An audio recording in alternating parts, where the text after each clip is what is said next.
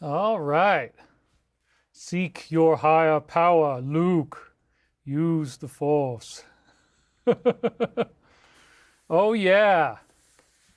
All right, you guys. It is David Wilcock. I am here with you again today. Very happy to be here today. Boy, isn't there a lot of stuff going on right now? It is just outrageous, all the things that are happening. And we are in a very, very intense time to be alive.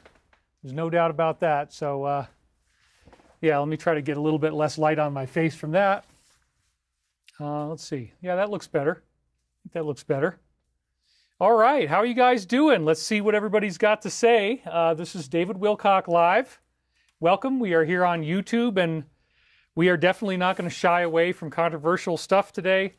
Current events are wild, so that is definitely going to be part of the show. So anyway, let's hear what you guys have to say. Outrageous times indeed, says Truth Floats. Jeannie King says, hey, y'all, hit the like button from Texas. That's right. Let's do that. Julia says, you look good. How's the new year? Says Phyllis Georgic. I'm doing great. Maroon was my first thought. Yeah, it seems appropriate in light of everything that's going on right now. Man, we are in very intense kinetic times. Let me move that light back there a little bit. I think I wanted a little bit more off to the side here. I'm just going to make live adjustments while we're on the air. Can you believe that, huh? That's right. We will spare no expense to get the quality that you deserve for this show. Okay, great. So I'm really happy to be here. We've already got 745 viewers right at the beginning. That is pretty incredible. And I hope that things look better today. I hope that, we're doing well for you.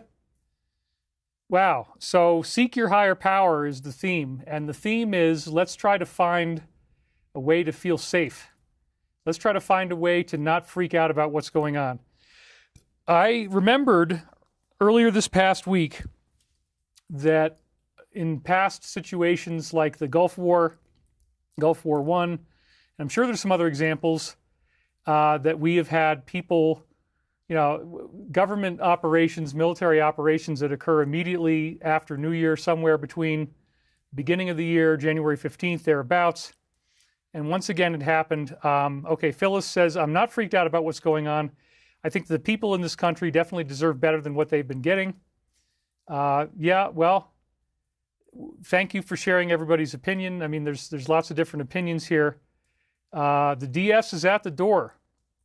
Good day and not morning, David. Let's practice God days, always. MME Studio said that. Yo, David, happy 2026. Party time, not freaking out, we are winning, says Hot 57 Ford. Everything happens for a reason, liberation. Sunny Skies just put that up, thank you very much. Loving suggestion, maybe start the show with a serenity prayer or other preferred message. Well, we'll start by reading a little bit of your comments first, but yeah, I agree, we're going to do a prayer pretty soon because, man, this is definitely like a very squirrely situation. When I start to analyze the ways in which this could go, and what could happen from here, it's really something.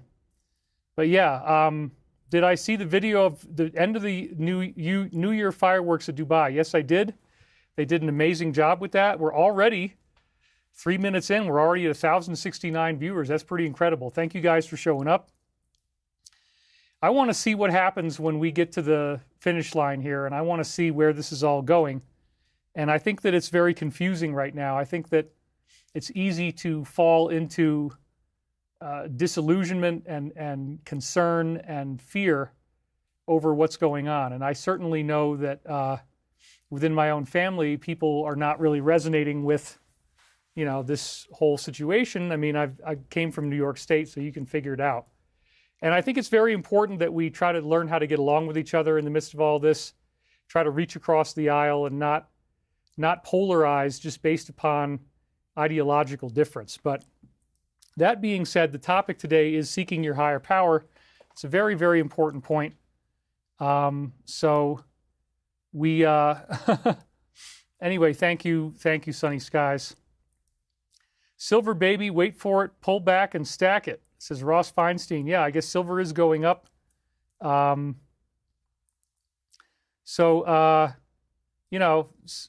Jesus Love Project says, I can't believe it, but I think what you were talking about is really going to happen. I love your videos. Yeah, it really looks like major things are accelerating.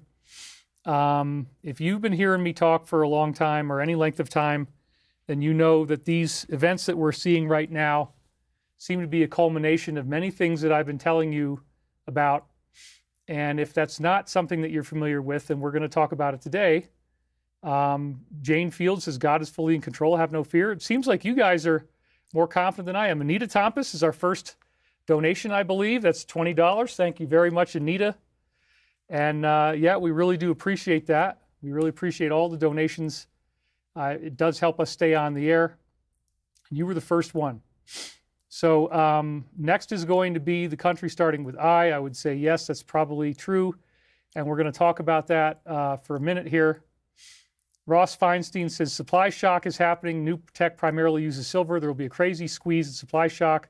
Banks are scrambling. Yep, I would agree. All right. So, yeah, the seeking your higher power. When you go through recovery, when you go into a 12-step recovery meeting, you'll hear people talking about higher power. And this is something that they claim is a very useful thing that helps them get through recovery and get through getting off of a substance that they were addicted to. And I would say yes, the higher power, if recovery is where you feel like you need to go, then your higher power is what you draw upon for strength. And so anytime that we're dealing with these really very upsetting issues and things like right now where I think that everybody is feeling the pressure, everybody's feeling stress, everybody is feeling fear, we really do want to have a seeking heart and a seeking mind for your higher power. So that is going to be one of the main topics of today, but we're going to look at it through the lens of what is going on right now, because what is going on right now definitely makes you want to seek your higher power. It definitely can cause concern. It's definitely not a normal time at all, to say the least. And, we've got a lot to be thinking about right now. There's a whole lot of things going on. But besides that, I really feel truly blessed to have you here with me today. And again, I greatly thank you for your ongoing love and support. You truly do mean the world to me. Yes, you do. I'm really serious about that. Without you, I wouldn't be here. We have a wonderful turnout already, 1,300 people in just minutes. That's not bad at all. So Carmen My Healing Garden donated $20. Thank you very much. She says, Happy New Year. I really love that. You look great today, David, but worried. All will be well. Well, I'm trying to take everybody's opinions into account and not just the exuberant confidence of what I'm getting from my own audience here. Not everyone is feeling fear, says Richard. This Indigenous elder is grateful, happy to be here with David and all. All right. So anyway, we see that some of our trolls are back, so you guys can take care of that. I'll let you handle it. We're happy to be here, man. It's such a great time to be alive, and I really I don't think that we're going to be. I mean, look, one of the things that I really want to talk about is the concept of the Maginot Line, and how once you cross a certain line, geopolitical things change. And so I want to do some of an analysis of our situation and realize that, yeah, this is a very significant tipping point. It's one that you can't really walk back from. So whether you like it or not, or whether you're into it or not, we can see that this has been a very, very heavy series of events that have taken place. It's fundamentally changed the game. It's changed the dynamic, and it's very intense. Dr. Phil just donated $30. Thank you very much. He says, my bonus arrived. So this is for your show, giving us good vibes. Thank you very much. And then we have Brian Ely saying, I'm from your Capital District area, Saratoga, New York, close to Schenectady, which is right near where I grew up. Keep up the great work. All right, thank you very much. Michael Moffat is saying, you're making my day off, David. All those who have been working on personal healing will have this passage more easily. Yeah, so it's an interesting time, isn't it? I mean, we didn't know what was going to be happening. We thought everything was pretty chill. This past week wasn't too bad out here. We had, not too much wind, fairly decent amount of sunlight most days. No snow. I mean, that's another funny thing, right? With the weather patterns the way they are, the snow is not coming in. But now look at what's going on. Now we've got this outrageous situation where they just went in there and they somehow got him alive. And they did that in one night. Total surprise, even though everything was already staged, it really came out of nowhere. Doreen Clark donated £2. Thank you very much. Mary Flowers says, we have to keep our thoughts positive. And we have Sunflower Heart 1 saying, making our Sunday complete. Thank you, David. All right. So this is a time to focus on yourself. This is a time to focus on your healing. In fact, let me move that light a little bit more. I think it's kind of too much in my face in the shot, so we'll move this just a hair, get it a little bit back. That'll make it look better. All right. Got to tweak the set in real time as I see what's going on. Bonnie Demlong just donated $20 again. Thank you very much. All right, well, I'm going to take care of this myself. Nobody else will, so that's fine. So good enough. All right, so what we're going to do here is just launch right in and give you guys a real opening here. And yes, I do need donations. That is part of the show. So I want to thank you guys for those who are donating. Leanne Boudreau, here because of all your previous wonderful videos and books. We're blessed to get to hear you speak live. Blessings everyone else as well. All right, paying attention. Let's get on the job. Yep, says Ross Feinstein. We love you, David. You provoke thoughts and discussion that's very helpful. Open minds are going to solve this. Yeah, so the higher power is the theme this week because we really need to tune in and seek that higher power. We need to find a way to get beyond the limitations that have defined us in the past. Wow, Zoran's mom donated $100. That's awesome. Let's try to be observers, she says, and hold the light for our other selves. Thank you very much. And I'm not worried per se, but yeah, I think that anybody who sees what's going on right now would have some degree of genuine concern because this situation could get really intense. And, you know, there's lots of geopolitical stuff going on that definitely to me is like a powerful thing that we have to be aware of. So Beverly Adams just donated $10. Thank you very much. Really appreciate that. And I want you to be happy. I want you to feel a sense of safety, a sense of security. I don't want you to be, you know, locked up in fear because, again, you truly do mean the world to me. Without you guys, we wouldn't have any show. And so I need you to be here to keep me company and to write your amazing comments. And once again, you know, you guys seem pretty good about it. We're 1,649 viewers at this point. We're looking at the comments, and they're all very positive. So that's good. Consciousness is the only thing that's real, says Jason Brain. Anybody have their 12-strand DNA activated yet? I don't think we're at that point. I don't really believe so much in the 12-strand DNA mythos, but I certainly do acknowledge that we're going through DNA activation. So let's try to be grateful. Let's focus on how do we seek our higher power, and that's a very good thing. The higher power is an ineffable source of consciousness, light, and love that is so much greater than we think. Now, some people want to call it the Christ. I've tried not to shove any particular religion down your throat. I want to keep you guys, you know, non-denominational if we can. But MME Studio says, David, by you saying that, you make me feel like your brother. Thank you. God bless. And then this was a wise one. Jilliet1 says, Dear Mr. Wilcock, you know there's only one being in existence, so therefore all is in service. Think about what I'm saying. Dear other me. That's true. Others that are not following what's been really going on behind the scenes are lagging behind. Mary Flowers just donated $20. Thank you very much. So yeah, you guys are really into it. You guys understand that this is not the end of the world, but some people are really freaking out right now.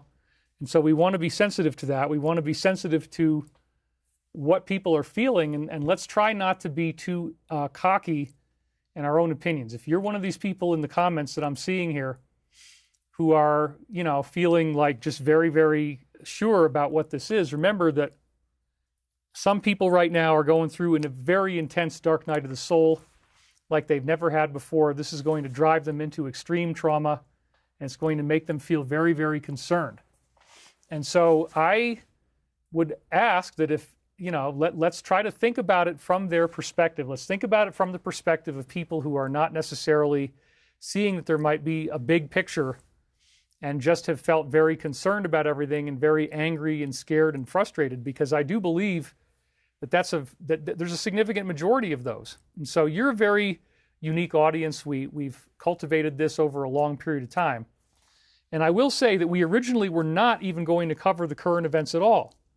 And the main reason for that being that I just felt like, things are really upsetting, and it's like, wow, let's try to not go completely into this subject that's going to trigger and traumatize people. But as I thought about it, I said, we have to, Gary Worthing, thank you very much, by the way, $5 donation. We want to be able to talk about what's real and talk about what matters and talk about where people's heads are at and what they're really thinking and feeling, because this is a very intense period of time. Everything has just erupted this week, and it has really gotten wild. So I said, you know what? This totally factors in with the idea of seeking your higher power. You are going to be seeking your higher power in the context of the events that are taking place right now. And in my own reality, I've got very intense wind going on. It's roaring. It's very strong. It's at like 26 miles an hour right now. So that definitely factors in with how I'm thinking and feeling. And Anns Jarvin says, I appreciate you. Beverly Adams says, power within. Pax Mundi says, good to see you again, David. Greetings from Georgia, the country. Wow, so we got people from all over the world. We have an international audience. We're 1,740 viewers. That's great.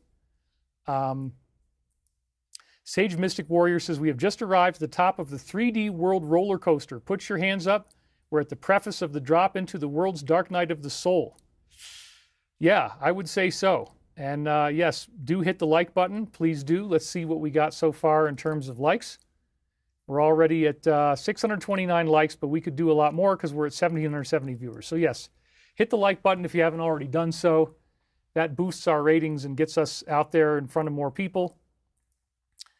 And so yes, it's the higher power takes us beyond the limitations of 3D reality. We start seeing things in a new way. Oh, we got 1,777 viewers right now. Start seeing things in a new way, living in a new way, and feeling more confident. The confidence is one of the great things that the higher power gives you, that confidence that you know that you're going to be okay, that you know that you're going to be safe, you know that you're going to be protected, because whatever is coming your way is manageable. It's going to be something that you can handle. The universe does not overwhelm you. I do believe that this is a positive universe, and I want to remind you that this is all going to work out. We're not going to have to deal with negativity much longer. I don't think this is going to drag on for months and months, and I'll explain why. I'll explain why the situation that we're in is sort of like a keyhole that we're pushing through right now, and the key unlocks a door, and the door opens up into a whole new room that could essentially be a whole new way of living for people on Earth. I'm showing 1,800 viewers, somebody says. That's true. Ken Plew just donated $4. Thank you very much. And I really, really appreciate you guys' help on this. The donations are essential. Death Proof says, California's Patriot Waving, and he also donated right there. That is awesome. Thank you guys very much. David Jones, I love you more than Elvis. The show must be seen every Sunday. Well, I do my best to try to show up for you guys, and I did not sleep last night. I definitely was in bed most of the entire night, not really sleeping, but I still showed up despite the wind, despite the lack of sleep. I'm like, no, we are doing this, man. Little Tiny Joe donated 50 pounds and says, trust in the plan, all will be well. There's going to be a party all over the world. Namaste. And then somebody, Davy Joe Weaver, says, let's use our higher power and press like for Brother David. Thank you. All right. The live button is not lit. I don't know why somebody said that, but we're definitely on the air. We're definitely live, and all is well. So let's just keep on moving. And what does the law of one teach about this topic? Well, Okay, yes. Give the precious information, thank everyone later, says to choose. Okay. Well, I'll try to stay on topic for a while. But I do love interacting with you guys. So the law of one describes the higher power as intelligent infinity, and it also describes it as the logos. So we have some slides coming up later in the show that are really cool that are going to give you the law of one perspective, because let's talk about that again. What we did last week was very significant, the hero's journey. Hero's journey is a blueprint that we have apparently from galactic consciousness, that there is a galactic mind, and when Jesus shows up, yeah, here we go, we're going to talk about Christianity a little bit. In the book of John, the beginning of John, Jesus is quoted as saying, I am the Word. And at the beginning of the book, it also says, in the beginning there was the Word, and the Word was God, and the Word was with God. Well, the term word in Greek means logos. And so in this episode, we're going to get deep dive into what that term logos means, try to follow up on what we've been doing in previous shows. It is actually the embodiment of love itself. Love is something that precipitates out of what the law of one calls intelligent infinity. Intelligent infinity being a very fascinating concept about the timelessness and the foreverness. Apparently, we go through soul evolution, and apparently there's a one infinite creator that we're all moving back towards. So that's a divine cosmology that takes us way beyond the limitations of what most people's thinking would be stuck with, where you're trapped in a third-dimensional reality, and there's no higher power in the universe. There's no law of karma per se. People oftentimes get really lost with that. They don't realize that there's something that could be seen. Well, yeah, Christianity's a good thing, though. Cody, I'm sorry if you don't like it, but got moderated there by Sunny Skies. Okay. I think it's good, and I think that there's good that can come out of it. It is the most popular religion on earth. It's got 38,000 denominations. We are definitely doing some stuff today that is going to be talking about current events, and so if you guys are looking for that kind of stuff, GK, don't worry about it. It's on the way. All right? I'm not going to be too specific. But, Scarlet Fire says, Jesus said he did not come to teach a new religion, a new way of living, thinking, and praying that he called the way. That's right. So you guys are asking so many questions, but let's try to stay on topic. The higher power would be the equivalent of what the law of one calls the logos, which is, again, a product of intelligent infinity. And so we have a universal logos, which would be the consciousness of what I think in the Christian term would be called God the Father, Father, Mother, God. But then we also have a galactic logos that would be like the concept of the sun. And so the sun of God, the galaxy is made up of stars, and ours is called the sun. That's an interesting coincidence, if you want to call it that. The Son of God. And so lots of interesting things here. Tony Bly just donated $20, and he says, I dreamt Sai Baba Tantra, converted Muslim, and Sai Baba gives me nickels worth thousands for my wedding. Learn Buddhism, Christ, Hindu, Shaolin, unite all religions, love, and get exit out of the matrix. I laugh like my father, Sonic Boom. Thank you very much for the donation. All right. I'm not trying to be any world teacher. I appreciate that, but I'm just trying to give you the perspective that I think is right. And I believe that we will get along better if we can share in each other's riches. And so if there is something that we can gain from each other's traditions, that's good.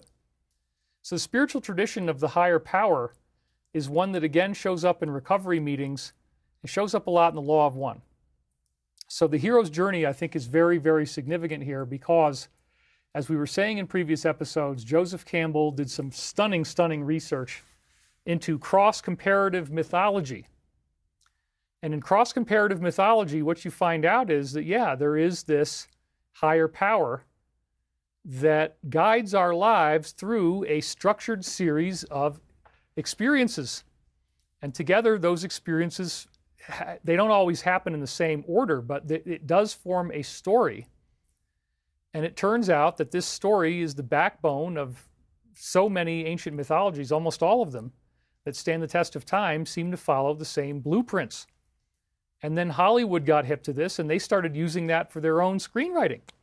And so in Hollywood movies, we see this hero's journey storyline. So the hero is a main character who has a problem, and the problem ends up working out. That's the simplest way to define the hero's journey, is that at the end of the day, the hero's journey guarantees us safe passage through the scariest and most negative things that we face. It shows us that we're going to be okay. The happy ending is built into the formula of the hero's journey, which is great. Ma Color says, I love you, David, and I love Jesus. So you are the hero in your own story. You are the hero in this hero's journey, and what's happening is unfolding right in front of our eyes. We are now experiencing the great initiation that heroes go through. The hero has to go through a quest. That's another really big part of the storyline, is the quest. And the quest often comes through what's called an inciting incident. And the inciting incident a lot of times is something that's very scary and negative and bad. And so, the inciting incident that we have now is this very intense ramping up of World War III type of sentiment.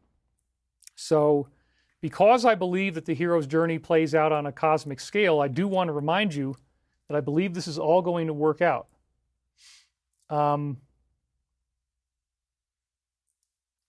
Batcat Returns donated. Thank you very much for that. I really appreciate that. So, yes, we are always going to be able to tie back in with our higher selves, to find the glory that is there within, to find the peace that can surpass understanding, to use a Christian term. That is something that is always available to us. The higher power, the higher self is your lifeline. I believe this is speaking to us through dreams, and I believe that we're all on our hero's journey, and I believe that there is a part of us that we're seeking our higher power, and it speaks to us through dreams. And so dreams are the golden road, the golden gateway to seeking your higher power. It's one of the great things that can happen, is to get these dreams. I had this beautiful dream the other night where I was back in LA, and this seal shows up. I was in a house by the water like Venice. This seal showed up, and it was just very loving, and it was like a dog. But for whatever, like I was petting it like a dog, but for whatever reason, the dream, I called it an otter. I'm still not entirely sure what that was about, but the otter, as I called it in the dream, was just this very loving creature. And so you can have dreams that will guide you through the things that you're going through. I think it was telling me to be happy. It was reminding me that I'm not going to be stuck here in the winter forever. There is a light at the end of the tunnel. Our company is looking really good. We've got things coming up on the horizon. And again, I want to remind you that this is all going to work out. So you are on your own hero's journey. You are on a journey of awakening. You're on a journey of understanding. And there is this ineffable, mysterious part of yourself that is much greater than you are, that is guiding you through this step by step. But again, the hero's journey fundamentally ends with a happy ending. But before you get there, you have to go through the all is lost point. And that is where I think we're heading into right now, or we're already there to some degree. This feeling of fear, this feeling of concern, this feeling that everything is not working out on our quest the way that we'd hoped that it would. And, that's tough. It takes a long time to get there. It takes a long time to work through this. Do what you oughter, add acid to water, says Paul Cannon. That's funny. So the blue power, David, turn your chair. I guess, yep, I had to turn my chair. So LOL, wrong camera. I guess I did have the wrong camera somewhere, but that doesn't happen for very long.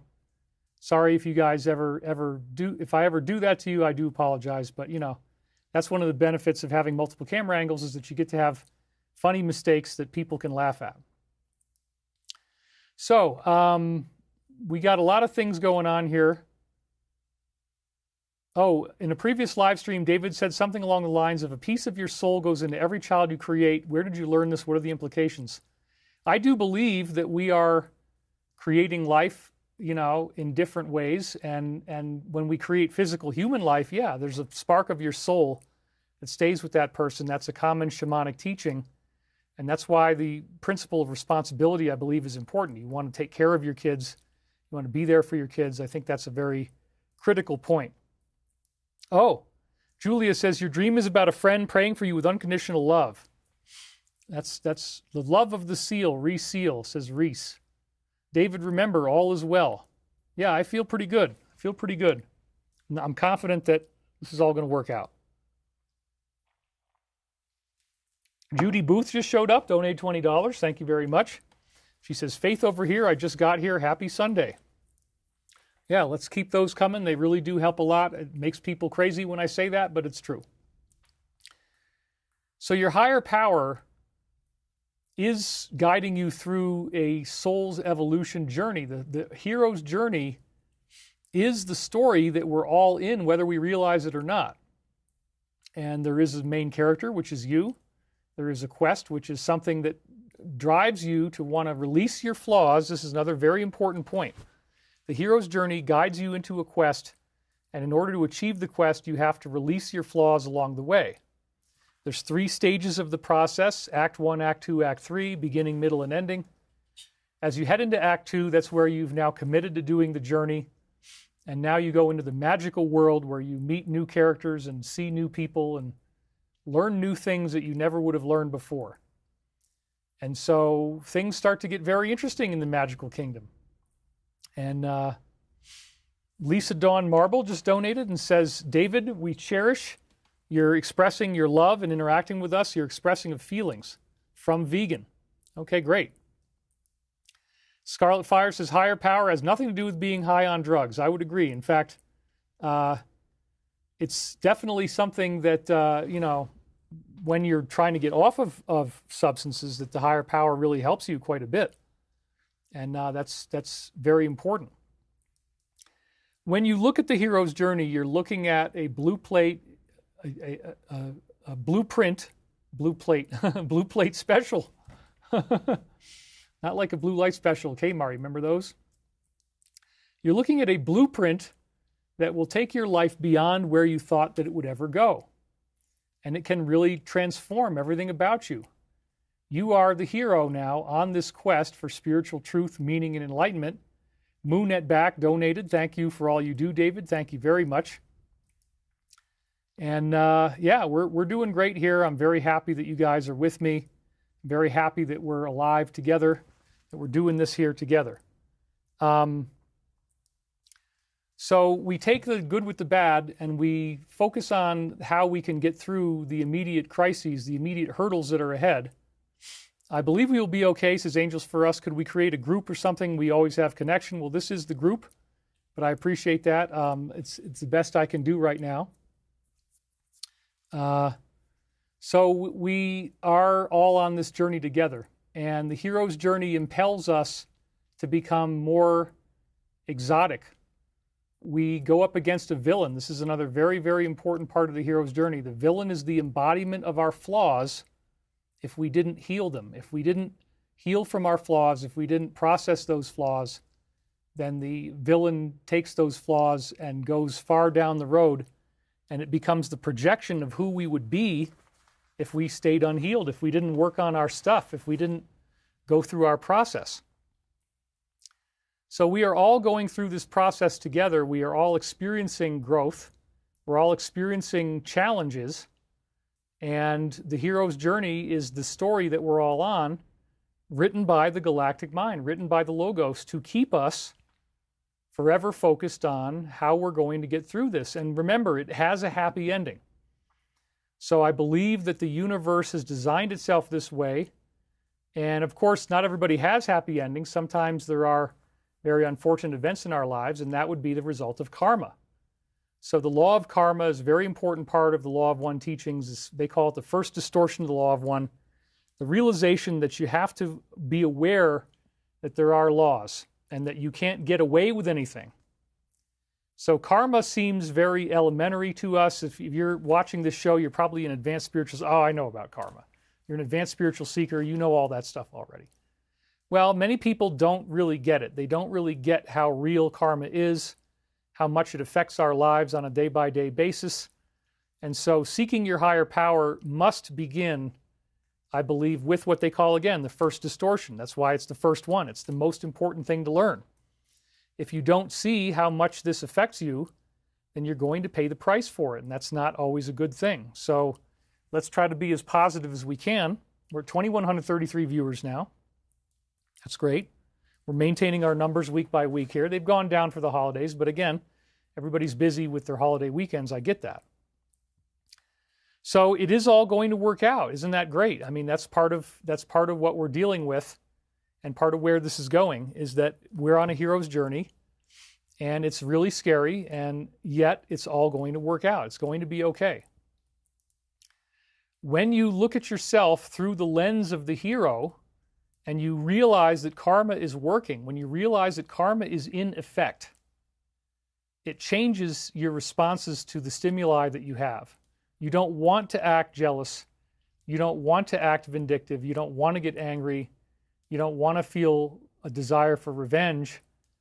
All of these types of emotions will create karma. And karma is not something you want to be saddled down with. You want to be free of your karma. You want to move out there and get out there in a big, big way, feeling better and better about yourself, feeling better and better about others by adhering to these simple principles that the universe keeps wanting us to follow. And, yep, Jay Brady, whatever energy you put out, even in a conversation, if it's negative, you will receive that back on a different timeline with someone else. There you go. That's a great example of karma. Somebody said, David, you had no slide. I think I got the slides right. Okay, that's good enough for me. So definitely what we're dealing with here is we got trolls and we handle them as they come in. That's part of the game. And that's okay. So looking at this from a divine perspective, from a higher consciousness perspective, we see how everything comes around full circle. When you understand what karma is, I don't know why people want to bash me all the time, but you are accountable for that, whether you realize it or not. There's a metaphor that Jesus gave, which is the Lamb of God. And it's a very interesting metaphor because the Lamb does not resist being slaughtered. The Lamb can be slaughtered very easily, but nonetheless, that's like these teachings of Christ. They can be dismissed very easily. They can be overlooked very easily. Nobody has to follow anything like that. And yet, if you don't, then you're held accountable, and that's a very real thing. Oh, wow. Tony says, I was addicted badly to cannabis. I just wasted money on it. I had to repent and break free. Now I'm sober. I feel way better than ever. That is awesome. Glad to hear that. Now, that's going to create a lot of trouble, but Mary Flower says, ignore the rabble. So I would say that recognizing that karma exists and that karma does happen is an incredibly positive growth step for everybody to make. And you can really get a lot of mileage off of that, understanding that you are going to be held accountable for your actions, that you're not just free to do whatever you want with no consequences. There are consequences. They are real, and they are serious. And so that really makes a big difference. And, keep writing me your comments. I'm happy to hear from you guys. And Snort says, when you have trolls, somebody is somewhat employed, even though it's not for the greater good. That's right. I'm a job creator as well. People say the most ridiculous things. It just, I'm not involved in anything satanic at all, and that's just crazy. So somebody was trying to compare me to L. Ron Hubbard or whatever. I mean, he did some weird things that I would never have done. Let's put it mildly. Patricia Moran gave us $20 and says, wishing you the best for 2026. Thank you very much. We are doing great here, and I'm so happy to have you guys on the air with me. So it's great that we're here now. Yes, Marilyn Jacobson, try to stay away from narcissists. They will bring karma to you because it makes you angry. That's true. You definitely want to protect yourself from people that have toxic thoughts and people that try to drag you down, because that is going to negatively affect you, and it's a very important thing. Alex Cordero says, my last name means Lamb of God. Hopefully it doesn't mean I would get slaughtered. Okay. So, no, I don't think it will. I think you're going to be fine. So the point is, understanding the law of karma is what keeps you on the hero's journey. And probably the most important teaching in the law of one is, in forgiveness lies the stopping of the wheel of karma. In forgiveness, right? So we want to practice that forgiveness. We want to practice that sense of, and keep writing your comments. I'll be going back here all the time looking at them. In forgiveness, you no longer are bound on this wheel. And so the wheel itself is part of the hero's journey, right? Goes through the dark night of the soul. As you're on this quest, you go and hit the bottom. You hit the bottom of the wheel. You have an all is lost point. You may lose money. You may lose family. You may lose friends. You may have very difficult things happen. Edna Karinsky just donated, and she says, have courage, stay positive. I think Robert Frost, the poet, said something along the lines of, the only way out is to continue on through it. That's right. Flower Legends asks a good question here. We're doing some audience participation. What do you do if you're surrounded by negative people? I forgive them, but I don't want to live around them. And then Komodo Dragon asks a similar question. Should we confront those who are being rude to us? Well, that's good. We can answer both of those. Yes, if you're surrounded by negative people, you definitely want to look at what can you do to try to improve your own state of mind and try to just have good, healthy boundaries. It's a class in boundaries. If you're around unhealthy people, if they're attacking you all the time, that is your class to learn how to stand up for yourself. And then what was the other question here? It was about, let's see, what did I say? Anyway, confront those who are being rude. Yes, you do have to do that. I mean, I think that one of the biggest problems that spiritual people have is the lack of confrontation, the lack of a desire to actually stand up for yourself. And you need to get motivated for that. You need to want to be standing up for yourself. That's so important. Move on, even if you no longer remain friends. In some cases, that's what you have to do. Yeah, we are going to get into current events, but I'm opening it up this way first. We're having more people show up, so 2,300 viewers are here right now. Massive deep breath work and focus. It'll eventually take down external veils, and you'll be more internally powerful for conflicts. That's right. Marilyn Jacobson, when you forgive those who want forgiveness, them and you begin to heal. It cancels out karma. All right. Jesus was nonviolent, but also could be very confrontational. That's true. Peter says, quote, I love you all for playing your part. Yeah, so this is a very, very wise audience. And the more that you recognize that you're going to have to set boundaries, I think boundaries are one of the things that maybe religion in many cases doesn't provide us with enough tools for that. I think that the law of one really does. It talks about how you want to send love to whoever is attacking you, but also set firm boundaries and clearly define that which is not acceptable to you and the lines that you are not willing to cross. And that's very good. So, right, Jesus upset the tables of the money changers. That's a big part of it. David, do you feel like you've been through your dark night? I definitely feel like I'm going through.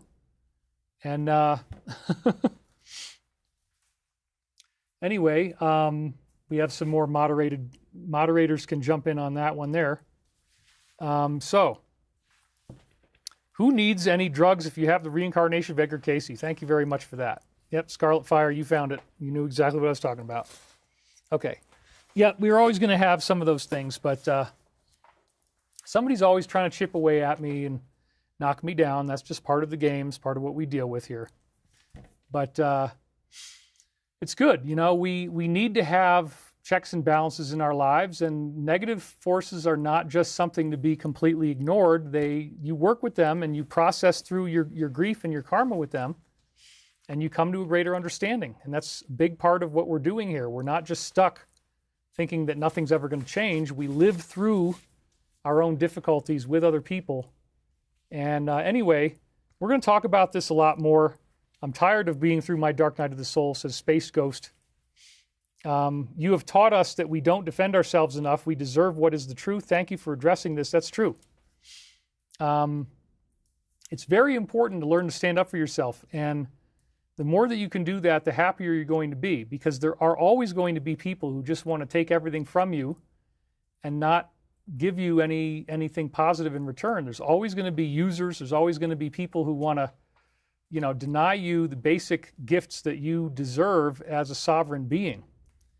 And I want you to have those things.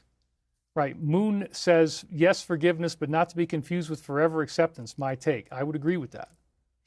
You can forgive, and you need to also be able to dynamically interact. That's why the law of one talks about the importance of a continuous maintenance of a relationship. You don't just automatically assume that a relationship is sacred and then leave it at that. You have to continually maintain, keep things going, keep things positive, keep things focused on the positive. And again, David, why do you look like Edgar Cayce? Well, there seems to be some kind of reincarnation connection there. Jacob Scherer says, I am. There you go. Thank you very much. So it's a good time. It's a good time for all of us to get together, to share each other's blessings, to share in the communion that we have here today. We're up to 2,357 viewers now, and it's very positive. So I want you to be able to think about everything that's going on in the world today through the spiritual lens. So seeking your higher power means, how do we look at the things that are so challenging to us and not get lost in them, not get lost in the negativity? Frequency says, begin with saying no in small little situations. Build up your skill of learning to say no and not feel remorse in doing so. No is a full sentence. That's really good. And so David Wilcock, the law of one is a hopeful concept. It sounds positive. Yeah, it works for me. So somebody says, what is the cause of this negative situation between people and you, David? Are you responsible for this in any way? Well, there's always going to be, anybody that does this kind of work is going to have opposition, and they're going to have pushback, and they're going to have trolls. That's just kind of how it works. So I wouldn't really get too worried about it per se. I would just say that, yes, it's part of life. It's part of what happens, and we're moving through it the best that we can. And, that's good. So I like to be here with you, and I'm glad that we're here. And the hero's journey is a very, very important part of understanding how to seek your higher power. Seeking your higher power, again, it's one of the things that I think bothers people sometimes is that they're looking for more complex information. They want more complex answers when the answers are, in fact, very simple. And so simple answers are not necessarily boring. There's a really great thing. If you look at the master teachers, you look at the Tibetan monks, the gurus, and all this kind of stuff, you find out that they embrace the simplicity of the teachings. And then within that simplicity is the field in which they work, and they make strides, and they make new breakthroughs of understanding how to apply these teachings to our everyday lives.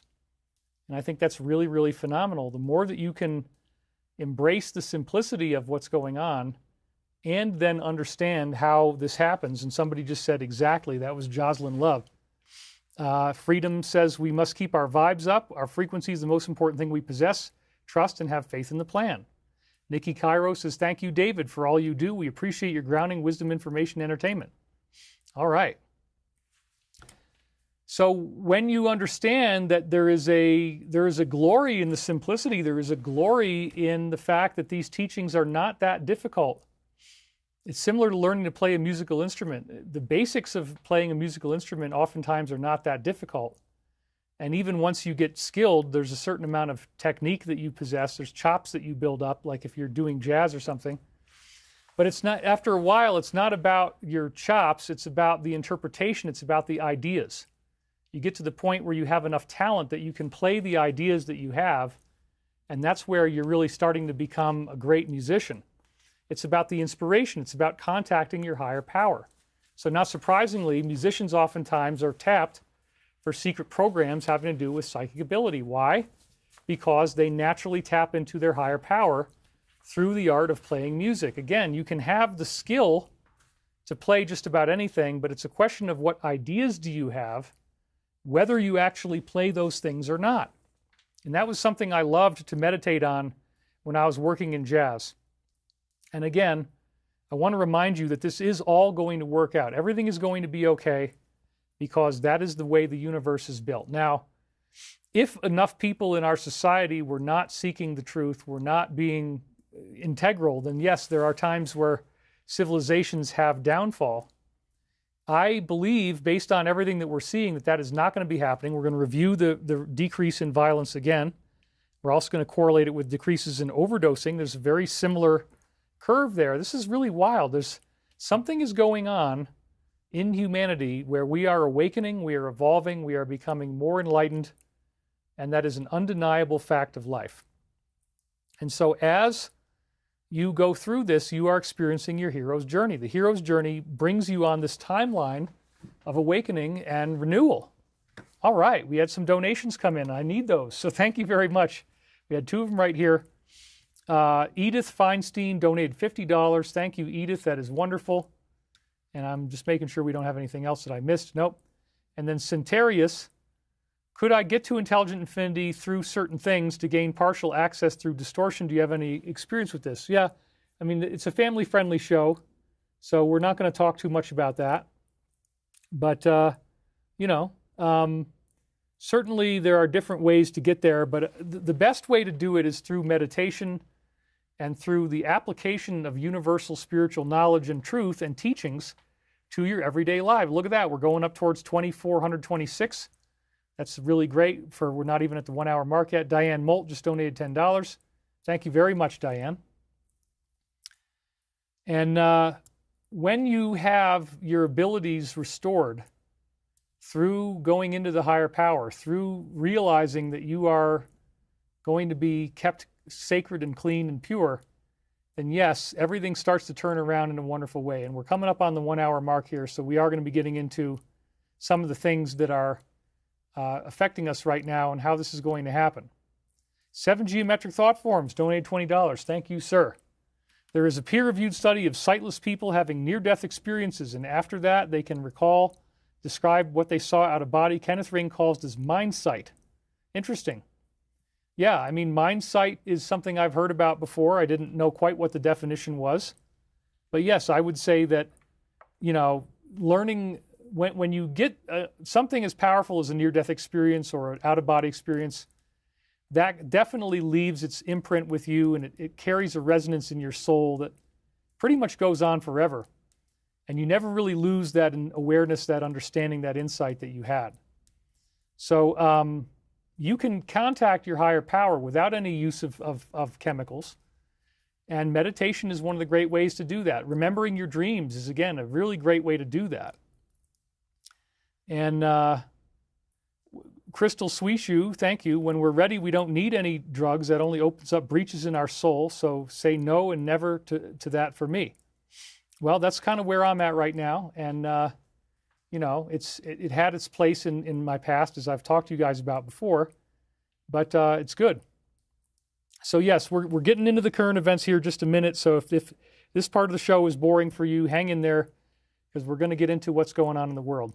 Judy Johnson donated $11.11. Many blessings, David. You are a beloved family. And so thank you guys very much for all your help. Thank you for all the donations. It's wonderful. And I'm really grateful that you guys are here right now. So,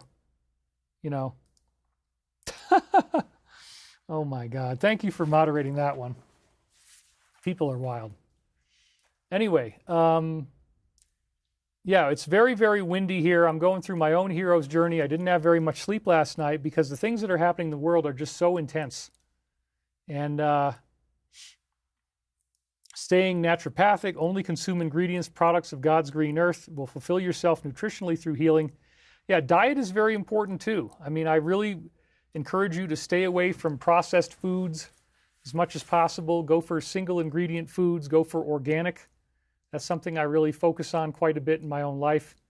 These are essential things to focus on.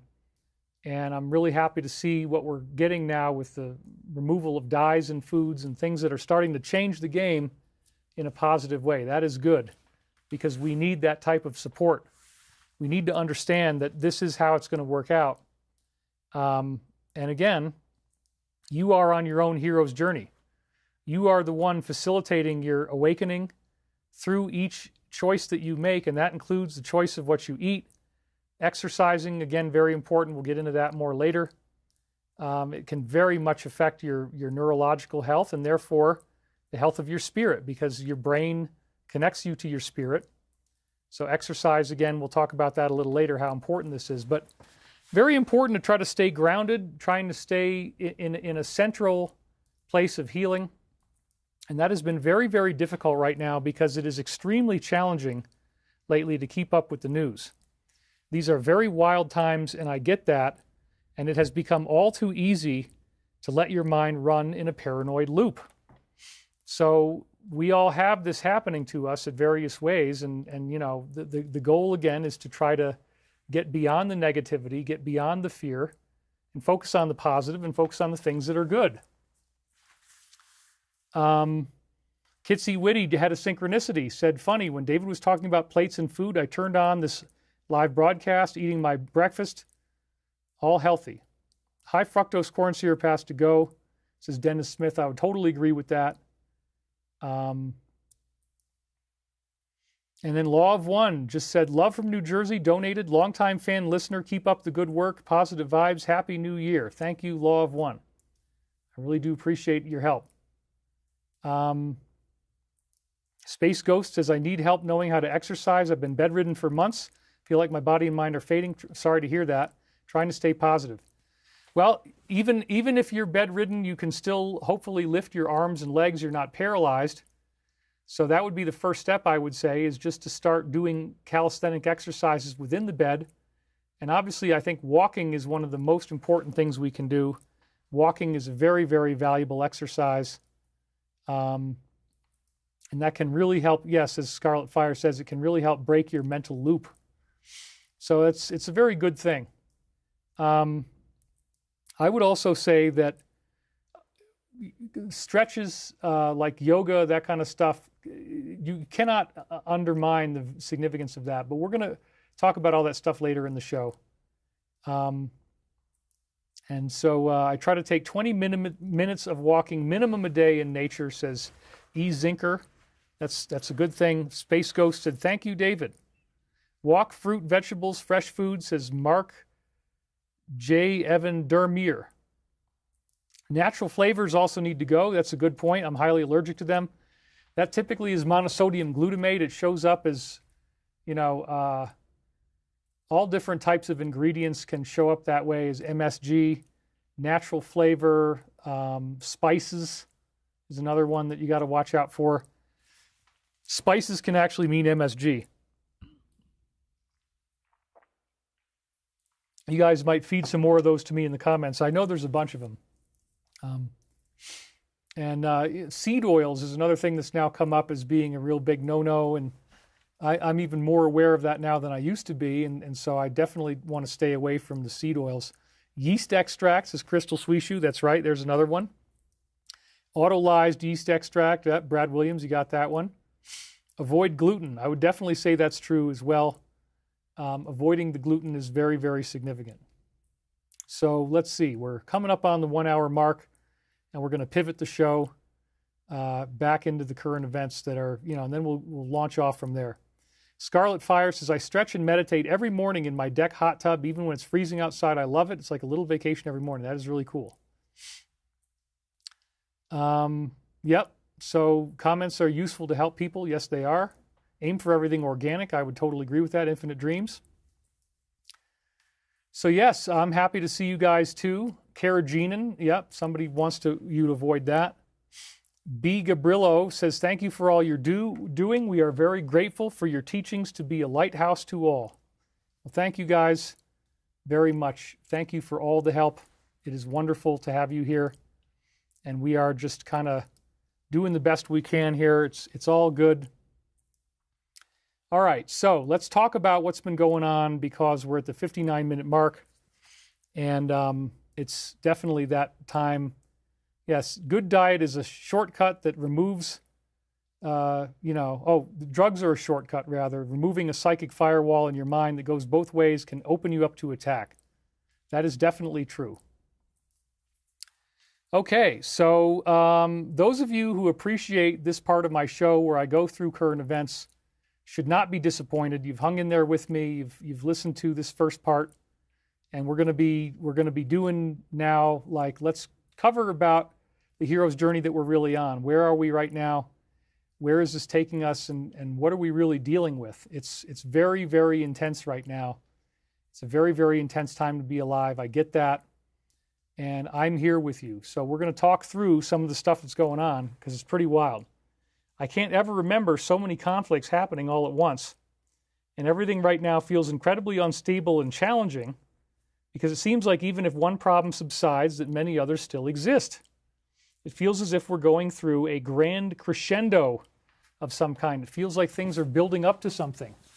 And in fact, one of the real interesting points that we're going to see here is that, yes, it appears that we're in an end game. There are some statements from credible individuals who may know what they're talking about, telling us that this could be going into, that we're in the final phase of something. And it sure seems that way. And I want to talk about why I think that is the case and what that really means. The current events are wildly disruptive. And so this was pointed out by an alliance source as a potentially serious issue. Came out on Monday, where we're seeing that there are threats of new major attacks on the horizon. And that is not something that we want. This showed up, and it was already flagged by the alliance. Ex-MI6 spy sounds the alarm. Hundreds of these sleepers in the UK poised for something new. So there again, the shadow looms large as rogue sponsors are undermining that country from within. So you know what? This is something that they told us should not be ignored, because they linked to an article about it from a couple days before. This was actually on December 27th. And again, as you see here, this was December 29th. So what does it say here? It says that there are hundreds of these people ready to do this in the UK. And then right as it says at the bottom, they aren't hiding what's going to come. Well, is it really going to happen, or are they going to move to make sure that it doesn't? Now, you saw what it said, where the country that they're presuming this is coming from. And, you know, that was in the previous one here, where the shadow looms large. That shadow is looming large. So rogue sponsors are coming in that way. So, yes, this is something that we're dealing with, and it's pretty intense. So let's just see what we got here from what you guys are saying. I want to keep reading your comments every so often. Exercising mentally as well as slow exercising, climbing a rope, shooting an arrow, qigong, everything helps when you go back to mobility, says Crystal Swishu. Never ignore what you don't know about. Pay attention, ask questions, know everything you possibly can, says Happy TV. Happy TV. Okay, Sybil says, I'm one of those who really appreciates your analysis of current events. Thank you very much. Yeah, so this is a big looming threat. They're talking about it that way, and we really don't want to see things like this happen. This is part of the hero's journey that we're on. We're warned that we should not ignore this. They aren't hiding what will be tried. And so this may have been a reason for why action was taken very quickly, as we just saw this past weekend. Part of a step-by-step process that seems to be unfolding. And so even though it's upsetting, and even though it's really scary, it's possible, again, I'll stress that, it's possible that this was being done specifically to preempt other things that, if they did happen, would be considered much worse. And so, sunny skies, I'm not sure how much longer I can tolerate this fear and anxiety in the world. Well, I get that, and that's why I'm leading you through it, because we're not done. Prince Royal says, I know this is a serious time. One day I want to see everyone in the chat band together and make David break character by making him laugh as much as possible. Laughter is good for the soul. I appreciate that. And I will break character sometimes. He's certainly done that. Cigarettes, ham, fireworks, and bacon. Woo-wee! Now, I don't necessarily believe that these types of events are going to happen. And that, again, might be why action is being taken very quickly. But we also have to be realistic that we are in that dark night of the soul part of the hero's journey right now, and it could get pretty squirrely. And so if that happens, when that happens, I want you to be prepared in advance so that you can focus on the positive, because, again, think about the meditation effect. Think about how our thoughts unfold into reality. And again, we want to be clear on what we can do to co-create a positive future. And so the meditation effect is real. It really works. It's something that we should not ignore. Okay? I wish you health, healing, and expansion. Have a happy new year, David. Wishing you the best, says Monica. Thank you very much. You can do it, man. Stay strong. Happy New Year from New Zealand. All right.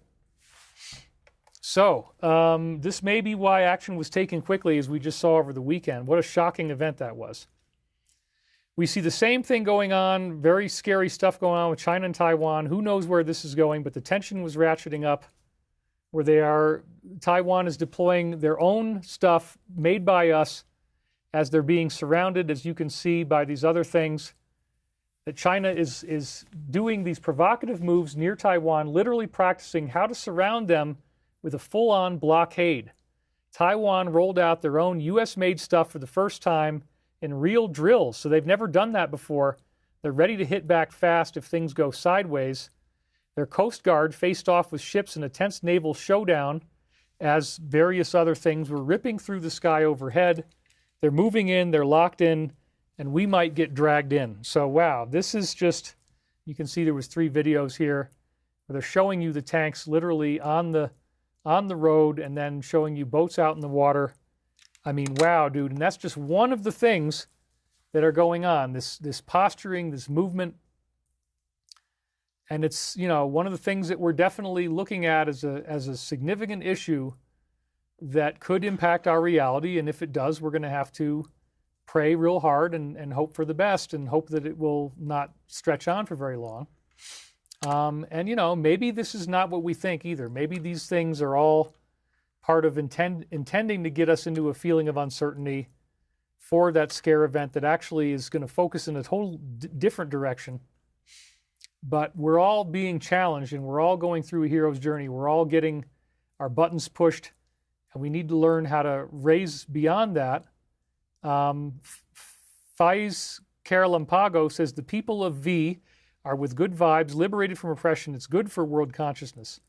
Yeah, I know there are definitely a lot of them there that seem to think that way. The optics are not all the same here. There's a lot of people that are really upset about this and that are very triggered and traumatized by the events that are taking place. And again, I want to honor both sides and not just say, oh yeah, well, everybody watching this show believes a certain way. We're up 2,600 viewers now. We're ratcheting our way up after the 1 hour mark. That is great. That's actually, I think, better record than we had last week. Because right now we're at 2660, which is the high that we've had so far. Group meditation and prayer is very effective, says Bog Katie. Yes, it is. Very much so. So again, take a look at all the stuff that's going on here. They actually launched something and are literally practicing how to invade and create blockades. And they're actually responding by rolling out their own hardware in real drills. So yes, this is that's just one little thing that's going on. We got the whole thing with Russia and all that stuff, and they're trying to make a peace deal, and now both sides are attacking each other. And that was the next thing that was very, very strange this week, was that Russia plays the Swan Lake song on a doomsday shortwave radio station that they've been running since God knows how long. I mean, we'll talk a little bit more about this in a minute, but Ross Feinstein's wife, Jill, here, she just donated $50. Thank you so much. She says, I appreciate another week of your show, bringing myself, Ross, and Mill Eddie together while we are in isolation from one another so Ross can heal from his illness. Happy to be able to stream you by a river in the Smokies. Thank you very, very much, Jill. We really appreciate your help. So the Doomsday Station has been in effect for a long time. I didn't have the time to actually quote off of the article, but during the time that there was a coup over the Soviet government in 1991, they played Swan Lake on this shortwave radio station repeatedly, right in August 1991 while that was happening. So that's very telling. And then this was a post that I found online, Laura's official, as you can see here, that went into a lot more detail. So Tchaikovsky's Swan Lake just played on the shortwave radio station. Historically, it has been used at moments of major political rupture. 1982, the death of Leonid Brezhnev State television played Swan Lake repeatedly while a leadership transition was being arranged. 1984, the death of Yuri Andropov. The same broadcast pattern was used again in yet another leadership transition. 1985, the death of Konstantin Chernenko. Once more, Swan Lake filled the airwaves as the Soviet system prepared for a change in leadership. August 1991, the failed Soviet coup attempt. This is the most famous example. Hardliners attempting to overthrow Gorbachev. They played Swan Lake on loop while the country waited to see who would emerge in control. In every case, the music served a single purpose: to fill the silence during moments when the state itself was in flux. It was a cultural placeholder, a way to maintain calm where power was being negotiated behind closed doors. What does it mean today? Well, this came out on Wednesday, and then look at what happened over the weekend. There actually was a spontaneous leadership change. I didn't take pictures of it, but we also had our own president showing pictures of bald eagles that had been killed by windmills. That seems to have been another one of these communications. Very interesting way of looking at it. So what's the Swan Lake connection here? Is there any connection between the playing of Swan Lake and what happened this weekend? No, not according to regular conventional thought. But when you think outside the box, if there is hidden coordination going on that we don't know about, then perhaps that's what this is about. Perhaps some elements did know that this was coming. Perhaps it is part of a shadow war that we know nothing about, most of us know nothing about, and perhaps it was telegraphing something that was coming. I'm just willing to look at that. Scary, Stupid, Strange donated $4. Thank you very, very much for that. Cool Context says Nikki Cairo. Yeah, it's pretty wild. Kids See Witty said 12-12 is when you said leadership change. So yes. And Prince Royal is saying, could it be a Black Swan event? It maybe could. Maybe it could. Nice elevator music as we wait for ascension. So, I'm not saying that it's absolutely certain that this is what we're looking at here, but I definitely wonder. It's definitely something that I've wondered about, and whether this is really like a big thing or not remains to be seen. But let's find out what's going on here, and I'm definitely willing to look at that. I'm definitely willing to see that this is something that could be going in a whole new direction. So sorry, I had an idea. And I'm setting up the show for the future, so we're just getting that going right there. All right. So yeah, the Swan Lake thing, cultural placeholder, and again, this is important. A way to maintain calm while power is renegotiated behind closed doors. That is the key central saying of this whole thing. Remain calm. Don't freak out. Because what we just saw this weekend apparently is not the end. It's apparently going to go in many different directions, or at least one other direction pretty fast. David, what happened? I was just, again, fixing the show up. Sorry if you guys can't handle a little bit of I just wanted to set that up now so I don't need to go any farther. Happy TV, I think Swan Lake and the Swan event are closely corresponding with each other. I felt that intuitively coming on. Oh, wow. Sunflower Life, we got our first big donation of the day, and I really, really appreciate that. We need those on the board, absolutely. That is $333.33 Canadian dollars. Thank you so much. I was wondering if we were ever going to get any of those today, and I don't want to be too pushy, but we do need them. Jay Goldsmith quote again. One individual having the spiritual understanding of the nature of God becomes a law of harmony, health, and supply to thousands and thousands of people all over the world. It's beautiful. TSR S6W donated $10, says, I truly appreciate your teachings each week. Thank you very much. So again, I get it. Various individuals, and I certainly know them in my own life, wouldn't see that there's anything positive about what's going on. And yet this weird message showed up before this leadership transition happened. And the message is again about being calm. Look at all the different examples that we have. Brezhnev, Andropov, Chernenko, 82, 84, 85, and the 1991 attempt all tied in together. Is that a coincidence? Well, we were told to expect that there's going to be some collaboration behind the scenes. That what we see out there in the open world, there's factions within all these different countries that are working for our higher good. They may not be in power per se. Maybe they are, maybe they're not. But there could be coordination going on behind the scenes. And that's something that may seem impossible to you. You may not want to believe that, but there's definitely a through line of information that I've seen consistently that would tell me, yes, this could actually be part of what we're seeing, part of what is going on here. So just definitely, it's something to keep aware of, something to keep our eyes on. And I am certainly always open to, looking for the intel, looking for the hidden stuff that not everybody sees, and find out what that really means. Duality, love, betrayal, and conflict between nature and society.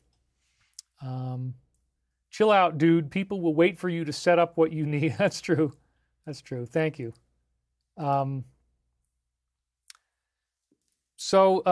Again, we always have coincidences, says Happy TV. They may be reality coincidences or they may be subconscious occurrences. Amen. Woo, we're up to 2,700 viewers. Let's see if we can get up to 3,000. That would be great. Smash the like button if you haven't already done so. We're up to 1,279 likes, but still a lot of you haven't done that. So let's go ahead and hit the like button. That would be great. They're telling us and this could also be about something else. I mean, there may be I'm certainly open to that there could be a number of different ways in which we look at this and what this really means. And we may not have seen why they played this yet. We may only be seeing part of it right now. But yes, Marilyn Jacobson, they play it when they're getting ready to take down evil individuals. Yes. So that seems to be what this is about. Okay, next one. This was really kind of like one of those Truman Show moments in society. Like, what? The breaking of the matrix, the revealing of, wow, how did we get that to happen, and where did that come from? And it's pretty wild that this even happened at all, because we had the media saying, on too many stories, we've missed the story because, and they go on from there, it was a full-blown promise, a pledge that they're going to start doing more, and they're calling it a panic here. So this wouldn't have happened if it wasn't for that story getting such a huge amount of traction. We talked about it last week, and they realized we can't just, denigrate the messenger. We can't just knock him down and say he's a fool, he's a blowhard, he's this, he's that. And so if you go and take a look at the statements that they made and what actually happened here, it's pretty freaking phenomenal. People were saying they thought it was AI, but it's not AI, it's actually real. So, teenagers, I read some statistic the other day, 84% of teenagers do not trust the media in America. It's not surprising. They've made a lot of mistakes, and I hope they can regain their stature. And this is a step in the right direction. But yeah, so public awareness is dawning, and there's an awakening happening on such a degree that this force majeure type of intervention had to take place, where they actually basically apologize to everyone and say, look, we're going to try to do better, to tell you the stories that you want to hear, to tell you the truth, and to investigate things that need to be investigated. And it's just like, wow, man, really, really intense. Yep, Monica, all the flights tracked on radar that are military have turned off trackers recently. Something is happening now. That's totally true. We're going to get into that a little bit later, and I'm going to show you news elements on that. So again, I don't want you to be afraid, and this is very important. Nessun D goes hand in hand with the swan. Yes, it probably does as Prince Royal. I would say that definitely could be part of what we're looking at here. So yeah, this was like this glitch in the matrix, right? Like, wow, how did that even happen? But it did, and so I'll take it, we'll take it. Well, this was something that didn't last very long, but he did throw out a last-minute olive branch, and I was getting ready to report on this as, well, maybe it's not going to have to go any farther. This whole thing's coming to an end. That he was open to talks, and it says the U.S. knows, because we've told many of their spokespeople that if they seriously want to discuss an agreement We are ready. Well, apparently that wasn't the timeline that they wanted. Oh my goodness, we had a $444.44 donation from R.W. Phoenix. He just became the heavyweight champion of this week's show. That is incredible. And we have Jay Brady, who donated £5. He says, following you 10 years, working hard internally, let's push through this dark night hard and get through this event. Absolutely. R.W. Phoenix says, thank you, Dave. And he's the one that, again, just donated an incredibly high amount, $444. Wow.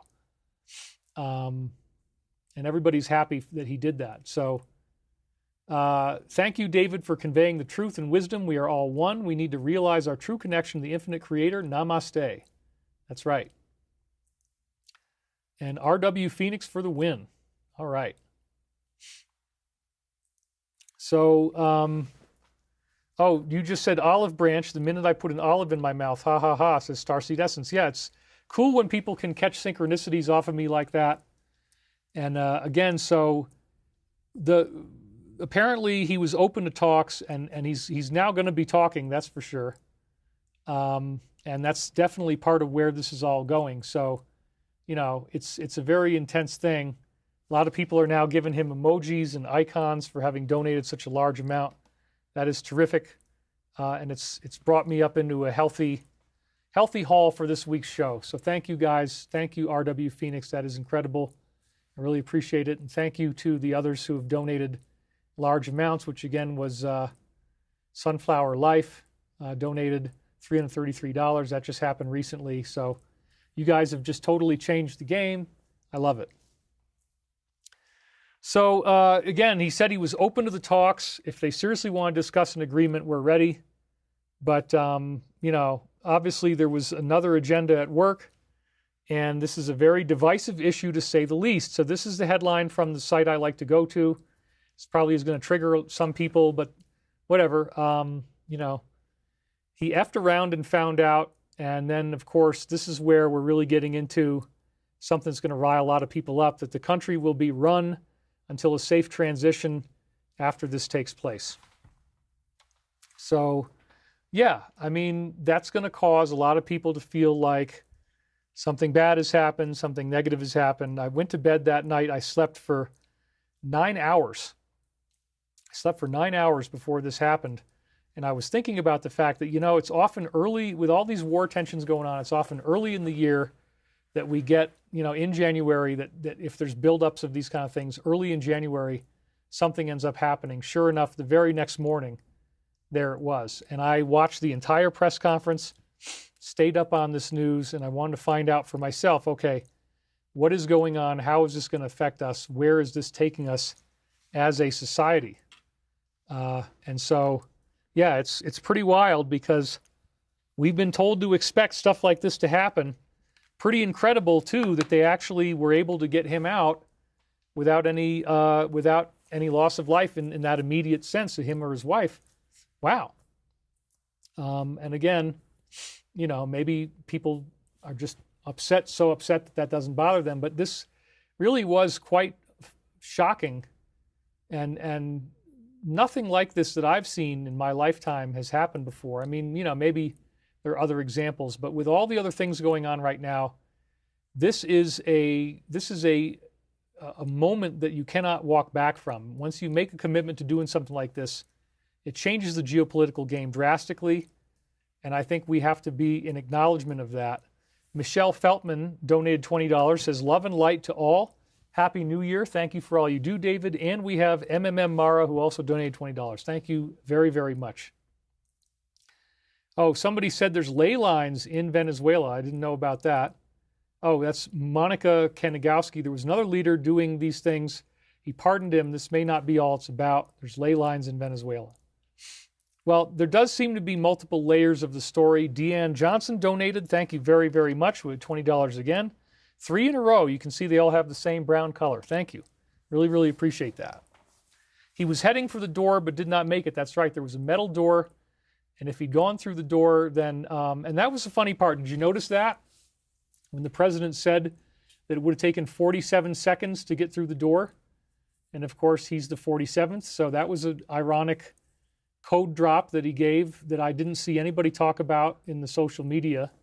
but I noticed it, that was his favorite number. And so what does that mean? Did that mean that maybe this is not what we thought it was? Who knows? I mean, you can speculate as much as you like, but it was an interesting thing that he used that code.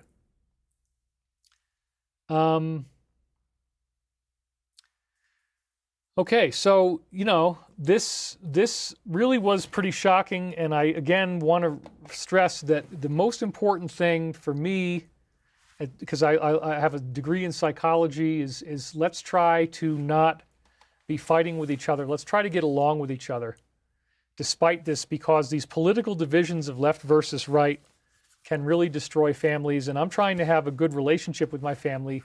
Even though we see things differently, we have different ideas, different perspectives, different beliefs, we can still be able to get along. We can still focus on how we can love each other and support each other. Jenny Jean says, David, check your P.O. box. I sent you a late Christmas gift. This will be the year. Thank you very much for that. And she also donated. The P.O. box is P.O. Box 3700, Nederland, Colorado, 80466. But please don't send me any large, bulky objects. I'm already trying to pare down with what I do have. We're at 2,800 viewers right now. We're doing better than we did last 2 weeks. Yep. Others want to mail cards. Cards are great. I got some Christmas cards this year. That was really nice. Thank you guys for that. So yeah, this event, when I realized what was going on, it definitely, I was very concerned because, we're seeing that not everybody would, the allies or enemies of our country do not necessarily want this to happen. In fact, they definitely don't want this to happen. In certain cases, they made that very clear. So again, I think that trying to seek our higher power, trying to find the commonality, the common good, how we can learn to be okay with each other, how we can live in freedom, how we can live in peace and trust and unity with another instead of, being at each other's throats is so important to avoid these political divisions. Trying to find our common ground and stay calm. And I do probably most people wouldn't have stuck with me, but there might be some people watching the show, maybe somebody else is having you watch the show, and you may not be able to see any positive in this. You may feel like, oh my God, this is just so upsetting and it's so annoying and I just can't handle the stress and it's making me freak out. And yes, I get that. And if you have somebody like that in your life, though, it's important not to cut them off, because I believe that anybody that's working behind the scenes to get this to happen, they want us to not fall for divide and conquer. They want us to not turn into a war with one another. We want to try to find out, is there anything positive that we can see in this? Why did Russia play Swan Lake just a few days before this happened? Is there anything behind that at all? Because publicly they're definitely condemning it. Okay, let's be clear. But, Or is it completely a coincidence? I mean, maybe it is, but maybe it's not. And that's the type of stuff I like to look at. I'm always looking for unanticipated little Easter eggs like that, But many people are going to see that this is negative and they're not going to have a positive. And so please, if you have somebody like that in your life, please try to be kind and compassionate. I think kindness with one another is so important that we learn to love each other. We really have to be very careful. See, here's somebody right here said, I think they should have been left alone. And again, I would also encourage you guys in the comments to be careful about what you type and don't say anything that's going to get me in trouble. Which there's lots of ways to do that, but just keep it nice and clean. We follow you every week, says Sarah Love. And so somebody says, I think they should have been left alone. Well, maybe I can understand why that might happen. But you can also recognize that this is potentially much bigger story than what we're hearing. It may not even be about the things that we were told, or it's partly about the things we were told it was about. But there could be other dimensions, other depths to the story. And again, if it wasn't so intense right now, I wouldn't have even talked about this. I wasn't going to do a current events section at all. But wow, it is so intense. And I really want to focus on, can we find any good in this? Is there something out of this that can be extracted that's positive so that we're not just terrified And, there are some weird smoke signals, and I'm not trying to put a bias on the information. I'm just doing research and presenting it to you, and you get to decide what you think. But yes, this is definitely would qualify as a huge scare event. There's a major, major threat of World War III that I think a lot of people would be feeling. I know I've certainly concerned about it myself. And it says right here that Russia and China are demanding that they immediately release him following this incident that reportedly took down at least 40, including some civilians.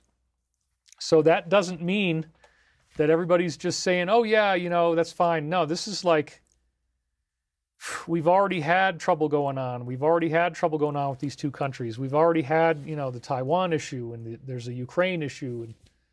And then, they were also protecting this country, and they were saying they were going to stand behind this country. And somebody changed their flag so that they would be protected by this country with the tanker. And so, like, wow. I mean, it happened so fast, and they got in there and they brought him out. And so, alive is certainly a very different story, because dead men tell no tales. Whereas if he's alive, then he might talk, and maybe there's something that he's going to say. Maybe there's something that they're going to be asking him about. Maybe there's something that they think he knows that we don't know about. And maybe that's going to come out as a huge shock to the world.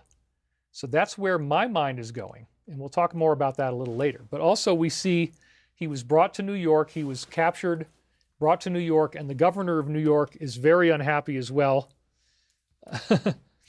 I always want to think about the dude, where's my car, Zoltan. When I hear his name is Zoran, I always think Zoltan.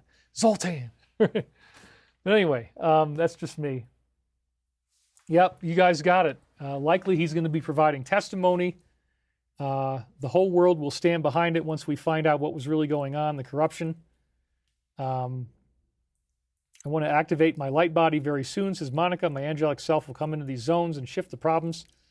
Yeah, I mean, this is all part of the ascension process, and we're moving through some very, very intense growth experiences as a planet, as a civilization. This really, again, and I'm going to talk more about why I think this is like the point of no return that we're in now. So again, this is an example of the type of, real body slams that you're going to get when you start making moves like this. This is what he said. In response to these things that happened, the mayor issued the following statement. I was briefed this morning on the da-da-da-da of the president and his wife, as well as their federal custody here in New York City. Just going to not say all the words, for whatever reason. And then this is where he's really very upset. He says, you're unilaterally attacking a sovereign nation. This is an act of war, and it's a violation of federal and international law. This blatant pursuit of regime change doesn't just affect those abroad. It directly impacts people in New York, including tens of thousands calling the city their home. My focus is their safety and the safety of everyone here. My administration will continue to monitor the situation and issue relevant guidance. Right away, of course, this brings up the concept of impeachment, and everybody's already talking about that. So, there's a limited window in which to act, and of course, it would be known, anybody that was going to do this would know that these types of responses would be triggered, and that's why this is not a normal moment of time. You only get one chance to do stuff like this, and it's very, very intense. Very, very intense. So, again, if you think about the political world and you think about the chessboard and the kind of moves that have to be made, and why would anybody ever want to take this much of a risk unless there was something they felt was extremely important in doing so? And so if you're trying to get into the mind of why would this happen, knowing that these types of statements would be made, knowing that this type of incredible outrage would exist and would occur, well, there you go. They're calling it a violation of federal international law, act of war, all this kind of stuff. That's heavy. So you're definitely going to get that kind of pushback that had to have been built in to the whole idea of okay, this is what we're dealing with. This is what we're going to face. And there's going to be mobilization. There's going to be anger. There's going to be frustration. And, wow. Very, very intense types of responses that people are getting. So Apparently, this is a much bigger story than what we've heard so far, and a source that we've been looking at for a long time as part of this greater secret alliance that I've talked about, has said that this is actually years in the making, that this all had to be done very secretly. This is a very, very big step, probably bigger than most of us realize. They say it was years in the making. Okay, so this is very, very interesting. Showed up on January 3rd after this happened. There are no videos on the internet of any member of this particular group ever mentioning this. Everything was being done in secret. Well, they don't say what the everything is. They're not saying what it is. But apparently, this particular issue might be way more significant than we thought. That's the implication. And again, this source has been right about a lot of stuff in the past. So my Magilgore says it obviously is a much bigger hidden story. Chuck Barnes says that's the only way. This is Davy Joe Weaver says this is why we have 47 these times. He acts and he's a master of the deal doing what he says. And again, please don't say things that are like that. Like, we don't need to talk about Marie Antoinette, for God's sake. We are thinking by flesh and not by spirit. The moves won't be revealed until the credits are rolling. Yeah, I mean, that's definitely part of what I'm getting at here, is that there's much bigger stuff behind the scenes. Everything was done in secret, they say. Nothing was ever allowed to leak, and the plan was decades in the work. There was no room for failure. Holy smokes. So if that's true, then this is obviously way bigger than what we thought. And again, this is not a new source. I've been quoting from this over the last 2 years plus, very consistently. And that gives me reason to hope, So even if you don't see anything positive in this, there is a suggestion that information will come out in the future that will actually, help you calm down, relax about this. And remember the Swan Lake thing too. Very weird timing that happened right before this occurred. So if there is something else going on, if there is something much bigger going on, if this man is involved in something that's much bigger than just him, maybe that's what they're really talking about. The idea of the overthrow of the Soviet Union, these other corrupt leaders in the past, who knows what it could be. He has many people that he can talk to. He can tell everything that he knows about everything. That's right. Is this a prelude to a scare event? It very well could be. Do you know anything about this also being about 2020? Yes, it could be about that too. There's a lot of stuff that I'm not saying, but I think that it's probably dovetailing into a whole bunch of different areas that we're going to learn about. That's right. Anthony McClure says this is many layers deep and wide. That's, again, seems like it would be the only reason why somebody would take this kind of a risk and expend this much, political capital, right? It's just like, wow, you really, really are putting yourself in a compromised position. You're taking on a lot of slings and arrows from this. And again, I'm just analyzing what's out there. I'm trying to figure out, like, okay, how do we parse this and what's really going on? I don't know the answer. Lots of people are out there talking about this stuff, not just me, but it is interesting. So you may not want to believe this, but this source has been reliable in the past. So here's another one that, she seems to be connected. This is Dr. Jan, seems to be connected to the Alliance. We've seen this before.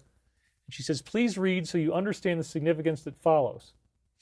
And again, I'm not going to read most of this, but the former Chief of National Intelligence has officially released, the former chief, every person who is on their list, where apparently they are getting all of this interesting stuff that's come their way from this various, they're getting these things that have helped them out. And in exchange for using their positions and influence to undermine this situation that's been going on, being very, talking between the lines here. Every one of these is guilty of doing something during a time where these bad things are happening, and then, it's all on their hands. And then, so this is the list. Okay, so again, I don't want to really read all that stuff, and you can go follow up on your own about what the list is. But the point is here that maybe there is this whole circuit that's going on, And that could be what this is about. So, yeah, it's very intense. I don't want to get into it too much, and I don't want to, everybody is innocent until proven guilty. I want to make that clear. But I'm just trying to figure out, what does this really mean, and why would they take such risks, and are these names going to come out? Maybe they are. Maybe that would be part of what it is. Pretty freaking wild. And again, yeah, there could be blackouts at some point. There could be that whole scenario may still be the way it goes down. We may get an emergency message of some kind. Who knows?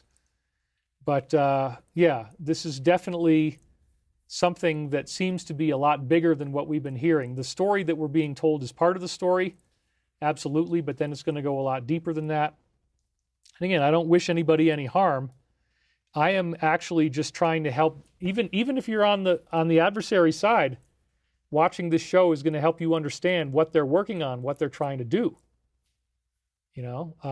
See the strategic outline of what has happened here and why would they be doing this right now, right?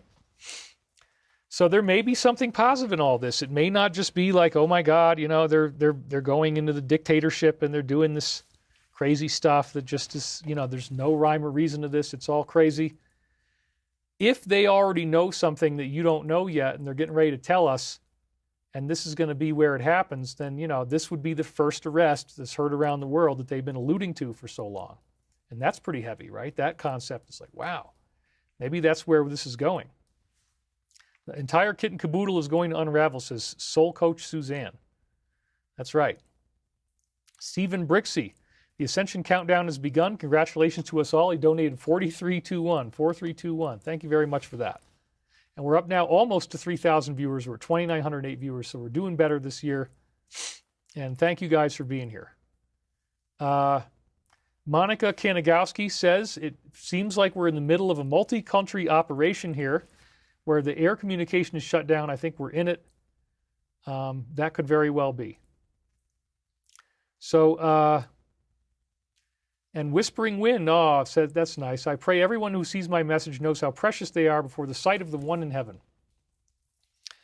So again, maybe there is something positive in all this. Maybe it's going to be a much bigger story. So I would just encourage you to keep an open mind and not snap to judgment, which again, many people are just going to instinctively go negative. And I get that. I totally understand why that might happen. Now here's the next thing. There are huge signs that another one might be right behind the one that we just saw against you-know-who. And it says right here, this was War Monitor, there is a massive movement of U.S. Air Force assets over to Europe. What is going on? And then this is CC, and again, she acknowledges that this is an AI-generated image because she didn't want to compromise anybody's identities, right? But I'm in the Atlanta airport, and I am watching lots of military men and women heading out on flights in every direction. I fly quite a bit, but this is an unusually heavy number of soldiers heading to different cities around the country. Are they gearing up for something we don't know about yet? So that was pretty shocking. And, she's dialoguing with people, and it definitely seems like it could be real and not just something that she was saying. So Crystal Swishu donated $5, and thank you very much for that right there. Thank you, David. Love you dearly. Love all life dearly, and may all be happy. MME Studio says, David, this may be the king on the chessboard, all around the king. Everybody's in a moment of fear, but hey, it's God's plan. Well, it's very interesting. Yes, we'll talk about the overdoses a little later. So here's another one. Reports of multiple flights of U.S. Air Force C-17 Globemaster transport aircraft, those are the big ones, landing in the UK overnight and also going dark over the Atlantic, switching off their civilian transponders over the Atlantic. What do you think is being planned? We had another donation. Thank you very much. That's Nikki Snyman. So we appreciate you very much. What do you think is being planned? Well, some other people had more to say on this. This was Guns and Gadgets, and it says, something unusual appears to be going on today at the Royal Air Force Fairford base near Gloucestershire in the United Kingdom, with at least 10 C-17s. These are gigantic transport aircraft that can, remember, they can move troops, they can move all types of other war material, and all kinds of stuff. At least 10 of these C-17s with U.S. Air Force arriving at the base or currently crossing the Atlantic from the United States, almost all of them appear to be either out of Harner Army Airfield in Savannah, Georgia, the home of the 1st Battalion, 75th Ranger Regiment, and the 3rd Battalion, 160th Special Operations Aviation Regiment, or SOAR, or Campbell Army Airfield in Kentucky, which houses the 101st Airborne and the 1st, 2nd Battalions of the 160th Special Air Operations Aviation Regiment, or SOAR again. Okay, so then we're going to learn a little more in the next post about why those are significant. And you can see the tail of this plane has got a red light on it and it's taking off. Okay, so this is where it gets a little bit more explained. Several heavy C-17s and KC-135 aerial refueling aircraft have been conducting transatlantic flights to various air bases across Europe. A noteworthy detail is that one of the C-17s departed from Fort Campbell in Kentucky, where the 160th Special Operations there it is again, SOAR, or the so-called Night Stalkers, is based. This unit was established directly after the failed U.S. rescue operation in that country in 1980. Oh, there's that name. There's that name. And they were just threatened by him as well. And there's the name of the country right there. This was the exact division that was made to Zoltan. Or is it this way? How would you do it on the camera to make it look right? Is that the Z or? Yeah, that might be the right way to do it, right? Okay. Anyway. Show of force. This is terrifying. I get that. Take a sad song and make it better. Right. Remember to let her under your skin. Then you begin to make it better. Wow, it's intense, isn't it? I mean, just so much stuff going on right now. So specializing in Delta Force missions and most likely had participated in the one that we just saw, resulting in this event that just took place over the weekend, the capture. At least two of these aircraft, and others had said more than 10, or at least 10, had landed in Germany at Ramstein Air Force Base, several others arriving. Oh, okay, so I was wrong on that. At least 2 in Germany, several others in the UK. The last time that logistics flights of such scale were observed was during last year's strikes on this same place, starting with I. This time, in addition to the scope of the movement, particular attention is drawn to the fact that flights originated from the base of the SOAR, Special Operations Aviation Regiment, raising the question, is his time approaching? So yes, all of the numbers, all of the math indicates that that might be where this is going. And the Cat Max says, thank you from Stephen and Bree. Would you please play a live song on your keyboard during a future stream? Maybe we can try that in the future. Yeah, let's see what we can do here. But again, you know, you can't infringe on other people's copyright. I have to do an original song, I would guess. The viewers are looking really good here. So Get Back and Here Comes the Sun are some of my favorite Beatles songs. I was listening to them all, quote unquote, yesterday, says Kitsy Witty. Yes, how witty. Okay. Thanks for singing, David. I was very upset about this morning's personal stuff. Watching this change everything, says Meg Reed, Birdsong Priestess. So, there's the graphic on that one of these planes taking off, these C-17s. And so here's yet another example. It's pretty much all the same stuff that we already saw. So we don't need to reread this one because we already did that. Everything that you've seen here is words we've already read before, but this was Osint Defender who talked about this. Same stuff. But again, 1.8 million views. So this is really spreading around. Everybody's seeing this now. And then here's somebody who really kind of sums it all up. First V and then I. These military fights signify a big barrel, not just a can. Likely these show deployments of the 101st and the 1st 75th Ranger Regiment. The fleet tracker is oddly dark as well. 11 aircraft carriers. Look at the 1229 update compared to what we see on 31725. We are no longer posturing.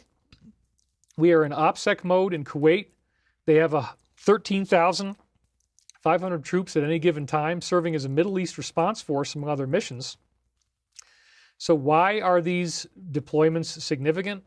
The 75th Ranger Regiment's primary mission is airfield seizures, and 101st is an air assault unit. We have just moved a huge strategic asset designed to open the gates of hell into whatever country we choose. My goodness.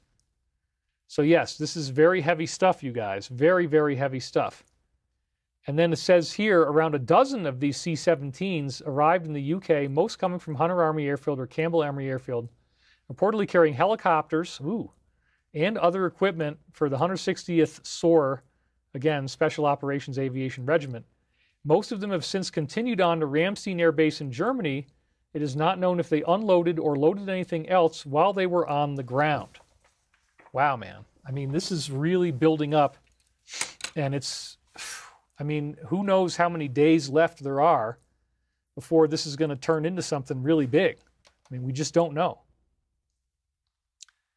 And then Goldie says, oh my God, I just realized something. He went after M first to make sure that K and those that were doing this couldn't escape to that place when they fall.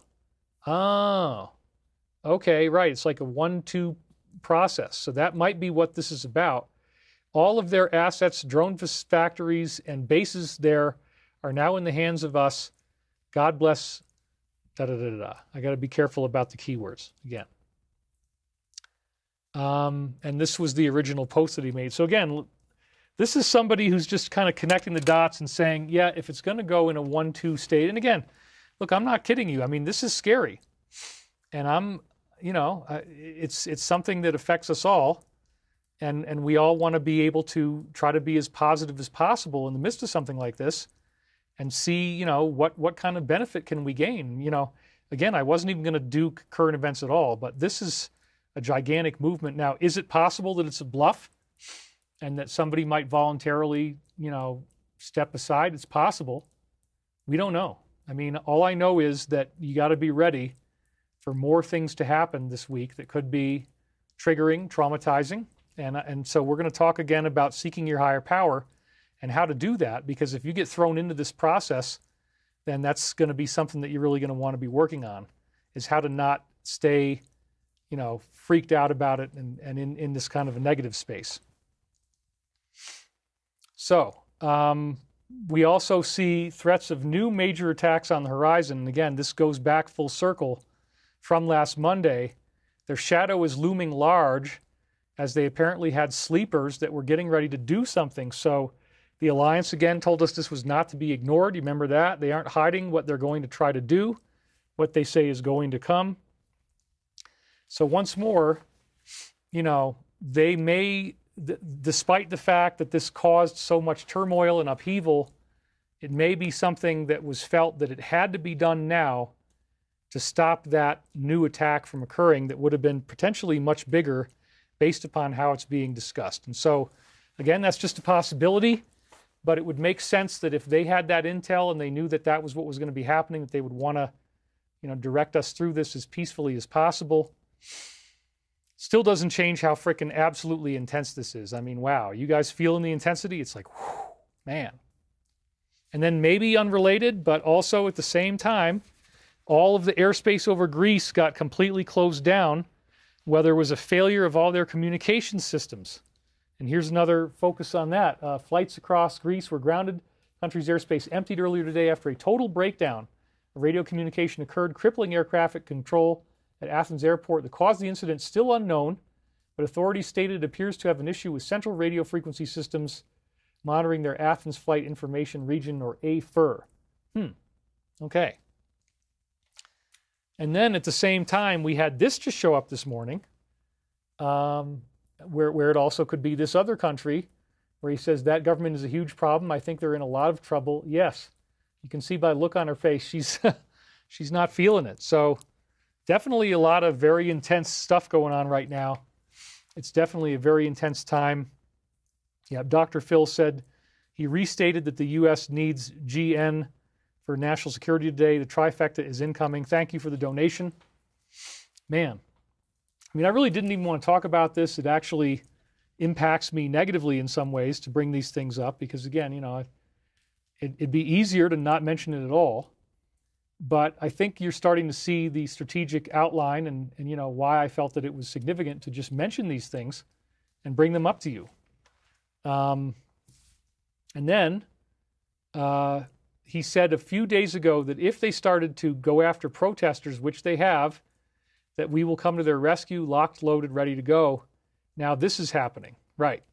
So this is another person, in this case Ryan, who's connecting the dots and thinking that's where it's going to go. And so again, other countries are not happy about this, and it's like, it's very intense. 2 CV-22B Ospreys, tilt-rotor military aircraft assigned to the U.S. Air Force 7th Special Operations Squadron, stationed at Royal Air Force Mildenhall, arrived today at Fairford, in addition to helicopters and other equipment with the U.S.'s 160th Special Operations Regiment brought over from the U.S. So now we're seeing, that inside those C-17s included Ospreys and helicopters, and that, again, suggests the same type of equipment that we saw being used over there. So it doesn't take rocket science now to connect the dots and see that they're potentially getting ready to do something, the same kind of thing again, which is wild, scary. But hey, we're in the game. It's like busting a boil. It hurts, but then it heals, says Linda Kiesling. I agree. And then this was one, lots of U.S. military aircraft went dark over the Atlantic. That was earlier, but same kind of deal. And remember, too, that this country had been in there the day before this happened. And they are owed up to $100 billion being repaid by selling the oil. So, wow. I mean, it's so dicey. And then this also happened. The threat that came out, the acting president, do what's right or else something even bigger could happen. Again, takes enormous political, you're sacrificing enormous political capital to do this. So this really looks like some kind of end game is underway. And that's the only reason why I'm even talking about it is, history could have been made in a major way by next week. And, I encourage you again to try to be positive. And even if you don't like this and you don't think that I have any accuracy in this intel, we're still going to talk about seeking your higher power, how to do that, how to stay positive, how to stay focused anyway. Because again, this is big talk, big talk. Consequences could be even more severe. Wow. And then all these countries are rejecting the outside control. That should be obvious. We really have never seen anything like this before. And again, they have backed themselves into an all or nothing moment where there really is no turning back. As I said, it's a huge expenditure of political capital. And there is a risk of enormous backlash across the board. And there are, again, many speculations about why did it have to be done this way? What is he going to say when they ask him questions? It could potentially be huge, and we haven't seen the outcome yet. So this was a very provocative thing from Kim.com, where he says, you may not realize it yet, it's the end. Okay? Now, he seems to have had many intel leaks in the past, and so that again, it would be nice if this just doesn't drag on and on forever, but we don't really know that. And so, part of me talking about this is facing my own fear and just being like, yeah, let's actually be honest about what's on the board and where this might be going. And what is this guy going to say when they start asking questions? And is he going to reveal something much bigger? And so here's this major player who's given us much intel in the past saying, yeah, this is the end. And it's you may not realize it yet, but there it is. It's happening now. So that's a very, very provocative statement that he made. And it really just seems to underline that, yeah, if the people who are against all this, the people who wouldn't want to see any of these things happen, they're going to have to make moves quickly. So we were already being warned about a 3-month final period. That was another thing that this alliance source had told us. And so that period culminates in the middle of February, thereabouts, based on what they said. So I get it. The feeling of danger is just ridiculous. And we have stuff like this coming out where Rosie is demanding that we get out in the streets, protest. And there you go, over what had happened. So That's the kind of stuff that you're going to expect to see, irreversible momentum that goes in that direction from certain factions of the public. I certainly understand that. If they're looking at it from their perspective, they're going to be very, very distraught. Nathan Wood says, nice scene lighting, brother. Well, thank you. I'm using some blue lights here. So again, we're now at the second hour mark. It's perfect timing. And we're going to focus on praying for the positive, because I do believe the meditation effect really, really works. So let's, because we really do need our higher power like never before. And our show topic this week was perfect for the greater good. So let's do a quick meditation here and just try to focus on some positivity here. I'll go to this camera angle real quick. Father, Mother, God, we thank you for the time to be together today. We understand that what we're looking at is very serious. And we pray for the highest and best good of all involved in this process. May we be free from any large-scale negativity. May we be protected from major disruptive events. May this move as smoothly as possible with minimum loss of life, if anything at all. Thank you for giving us that ray of hope. Thank you for giving us an opportunity to understand how we may get closer to you. And as we're breathing in deeply, breathing in the glory of the divine presence, feeling a sense of relaxation, feeling a sense of calm, just breathing through whatever difficulties may arise.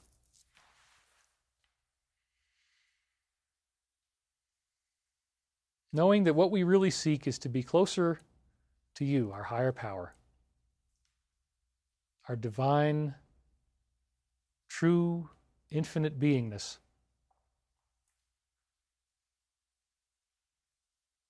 We seek our renewal. We seek faith. We seek protection. We seek strength and guidance. We ask that you surround us with love, surround us with peace, and surround any of these areas of potential conflict with protective light. That whatever happens is for the highest and best of all involved, minimum losses, and maximum gain for the good of humanity. Guard over all these processes.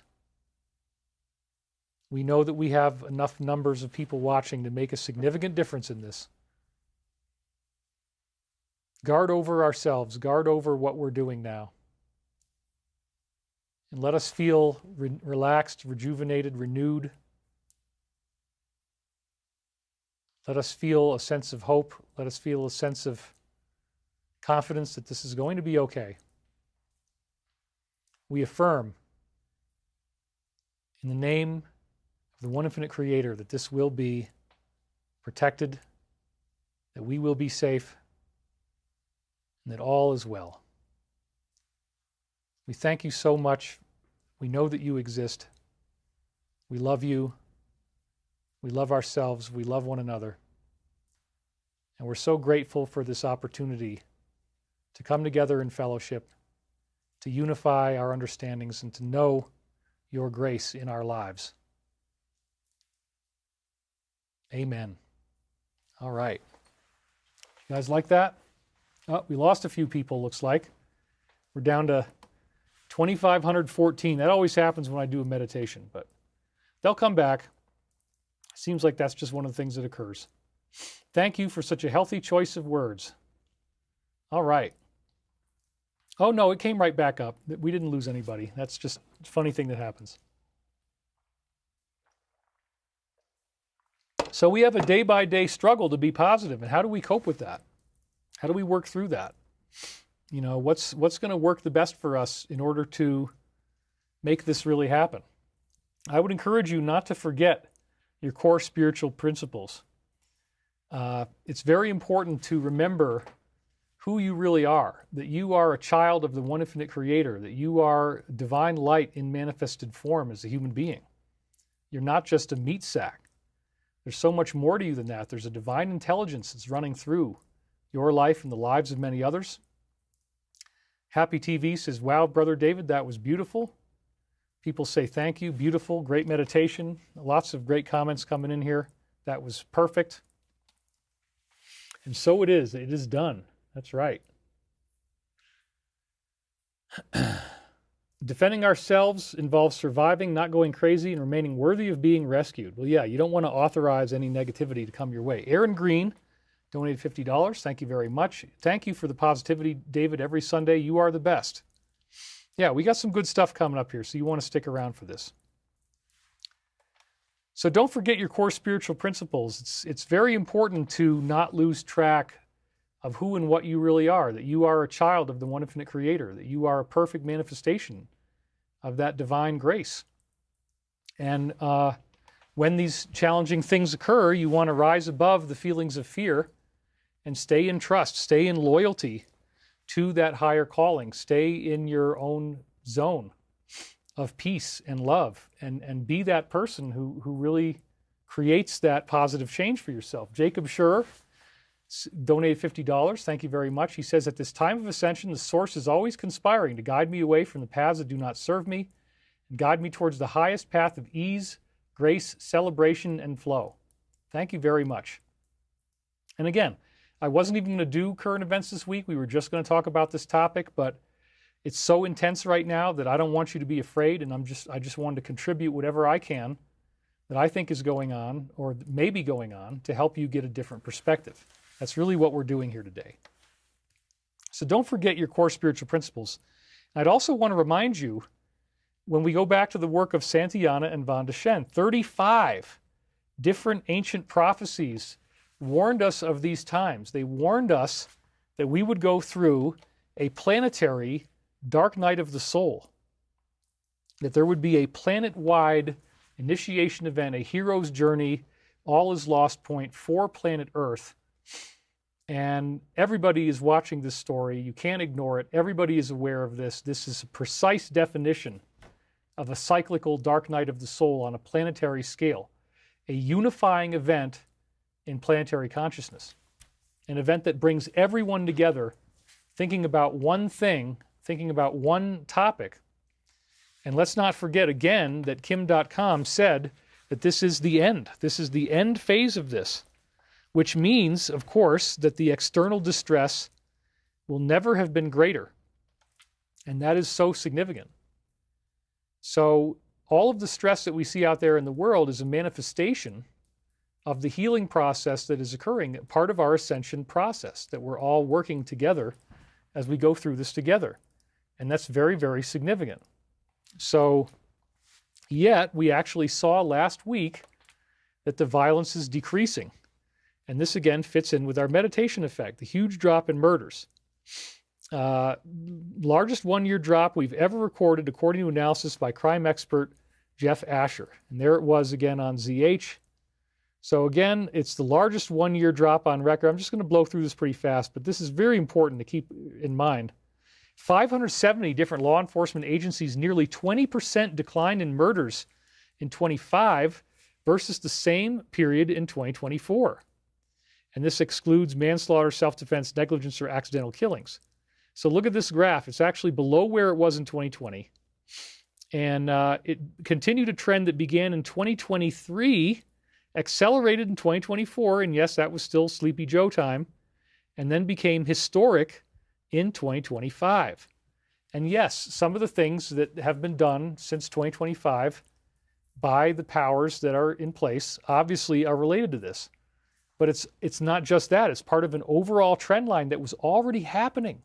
So it's like the two of them working in concert together. And again, there's certain cities where these interventions have occurred, and there's many other cities where they didn't occur. But yet the overall trend line is still having this effect. Zebo Waters says, thank you for introducing me to the Law of One many years ago. Thank you, Zebo. A roughly 20% drop in murder in 2025 would be by far the largest decline ever recorded eclipsing the decline in 2024 that was currently pegged at negative 15%, likely subject to an upward revision next year. Other types of crime are seeing large reported declines as well. Nearly 23% decline in motor vehicle theft, smaller 9 to 8% drop in theft and aggravated assault.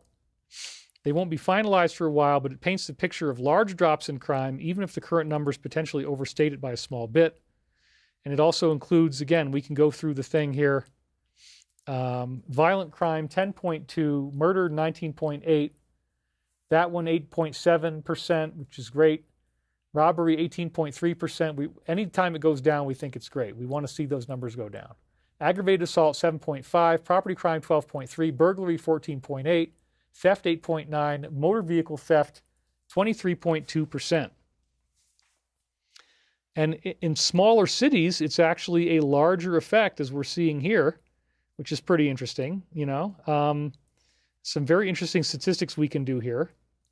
And so again, this was the graph. When you look at where 2020 is there, that was during all the events of that year.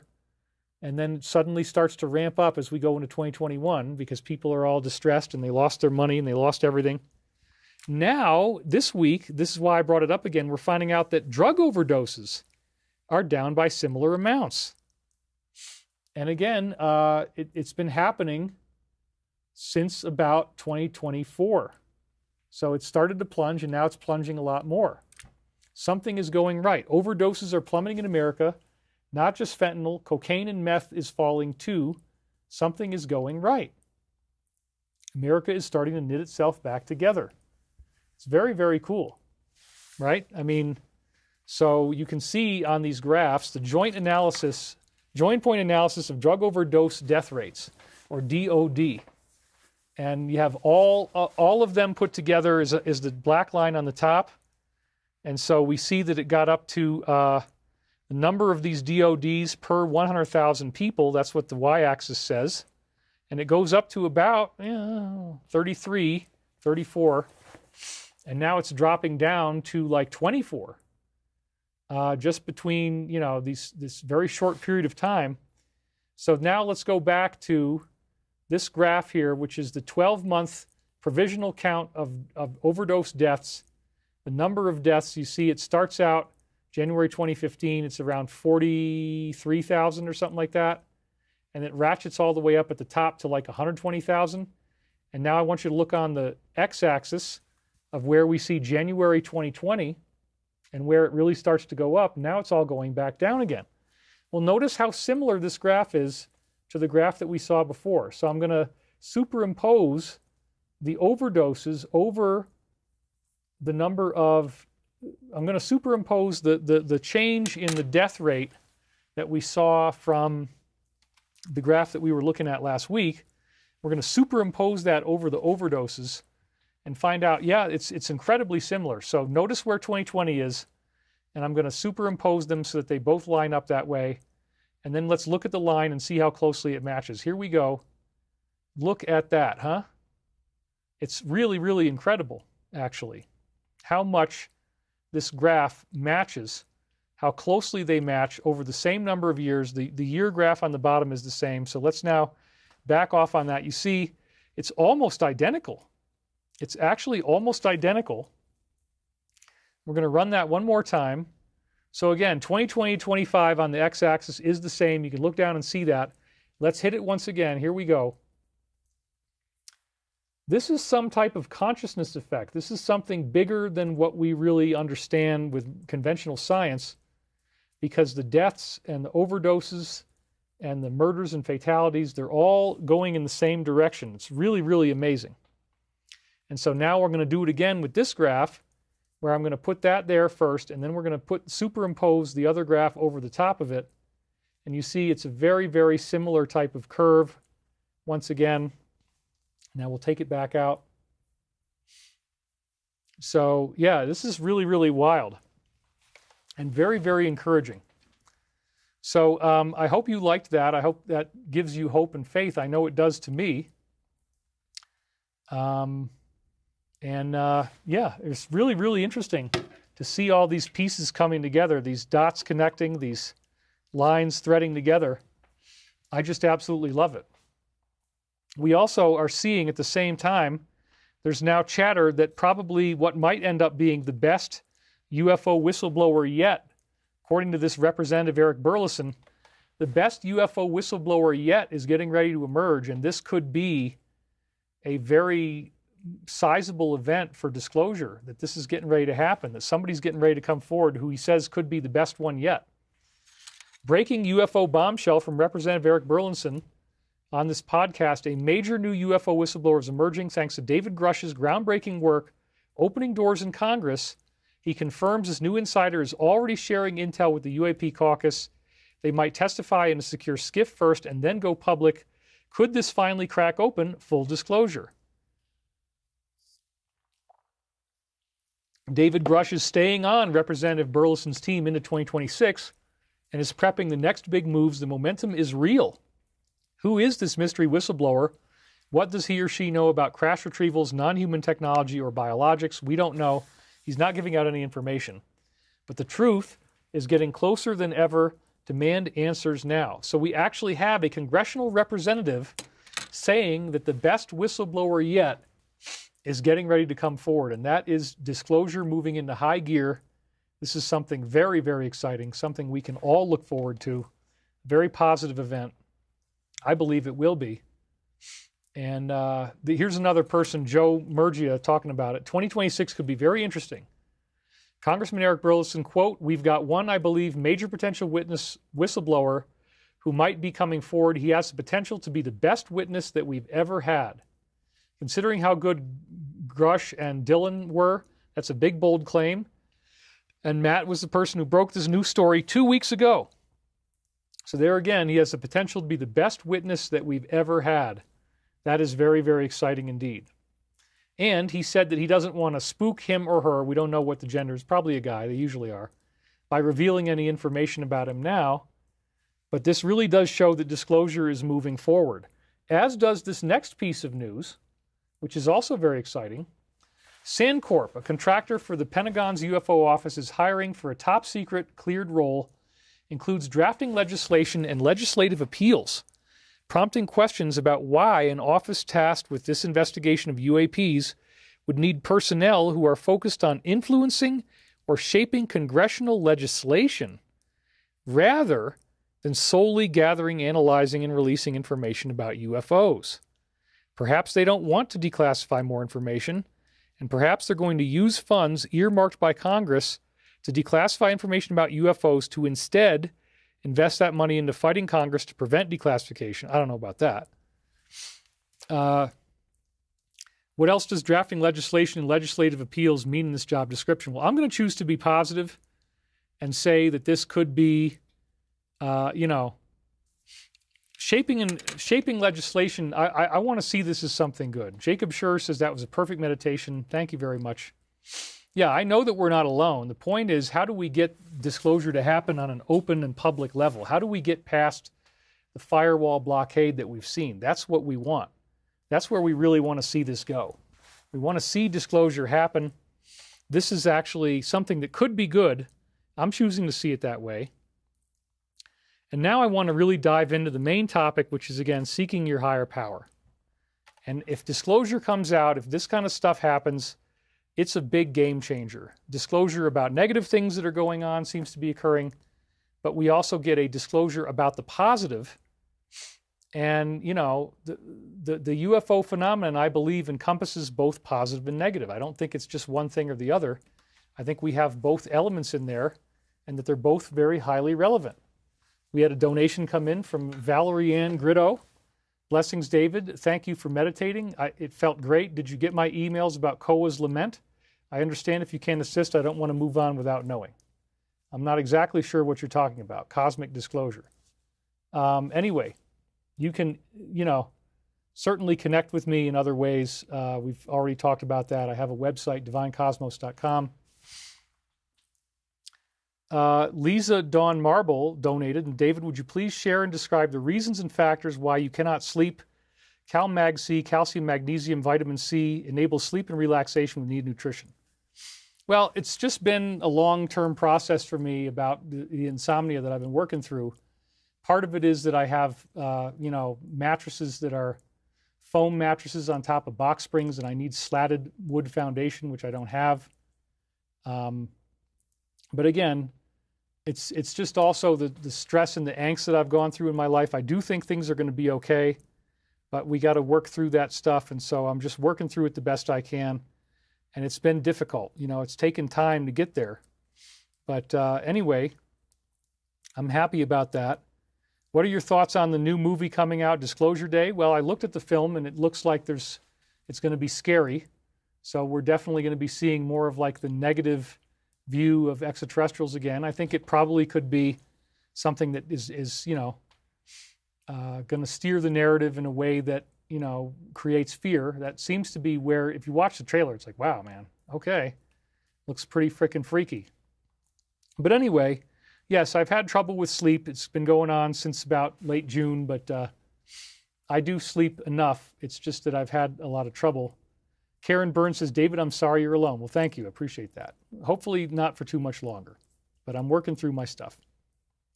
It's just been a very intense time in my life, very difficult time in my life, lots of things going on. What's your opinion of 3i Atlas? We've done many, many episodes on 3i Atlas, and I've already talked about how it could be potentially some type of thing that attacks us in the future, but it's again drifting away from us now, or it's going farther away. But, you know, things could still happen. I mean, who knows? It really was kind of a letdown, but it also paved the way for disclosure. It was a big distraction, which they might have needed. Who knows where that's going to go? The story may not be over. I'm just very skeptical about what it means and where it could be going. So anyway, yeah, there's a lot of stuff to talk about here, a lot of interesting things going on. I want to discuss seeking your higher power because we need this more than ever. So yes, what I've discussed with you today is an external stress, and those external stresses trigger your internal healing process. This is very important. That is the hero's journey. The hero's journey is coming up against the quest, and then how you fulfill that quest is what determines your future. How do you fulfill your desire to be safe? How do you fulfill your desire to stay positive and peaceful? And all healing that you're ever going to experience is ultimately going to flow from your higher power. I believe that the higher power is there to guide you and protect you. And so whatever we can do to seek out that higher power is very, very significant. And again, as I've said before, some people identify the higher power as the Christ. And I'm totally down with that. I love that. If you want to do that, that's great. And I did talk about Jesus and the whole influence of the Jesus storyline as the hero's journey, that the hero's journey archetypal template is actually a big, big part of our story as human beings on Earth, that we're all going through this.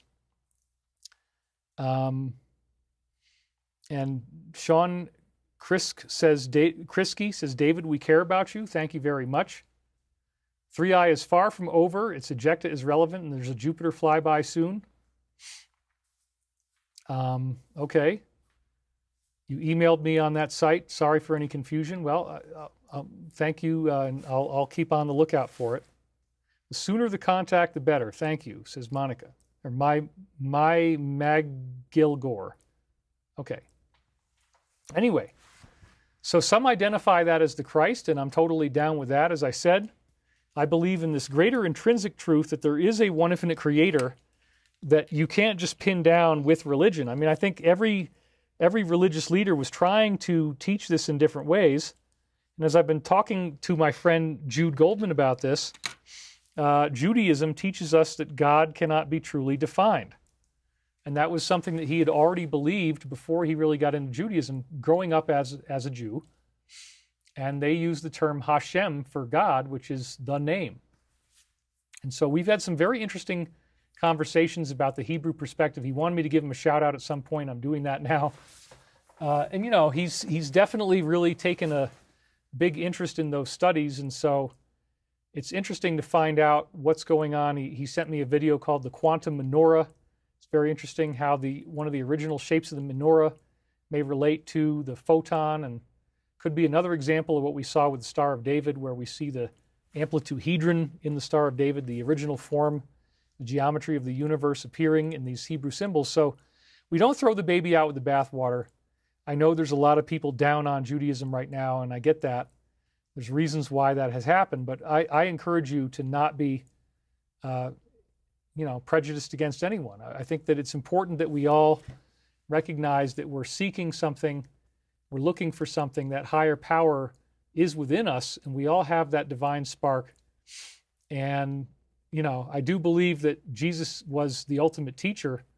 And also, I think that it's not as simple as many fundamentalist faiths would put it out to be, that, if you don't do it our way, then you're not going to make it. Well, that hasn't gotten us very far as a planet. And, we want to get beyond that. All scripture is good for your understanding and edification. Well, maybe not all scripture.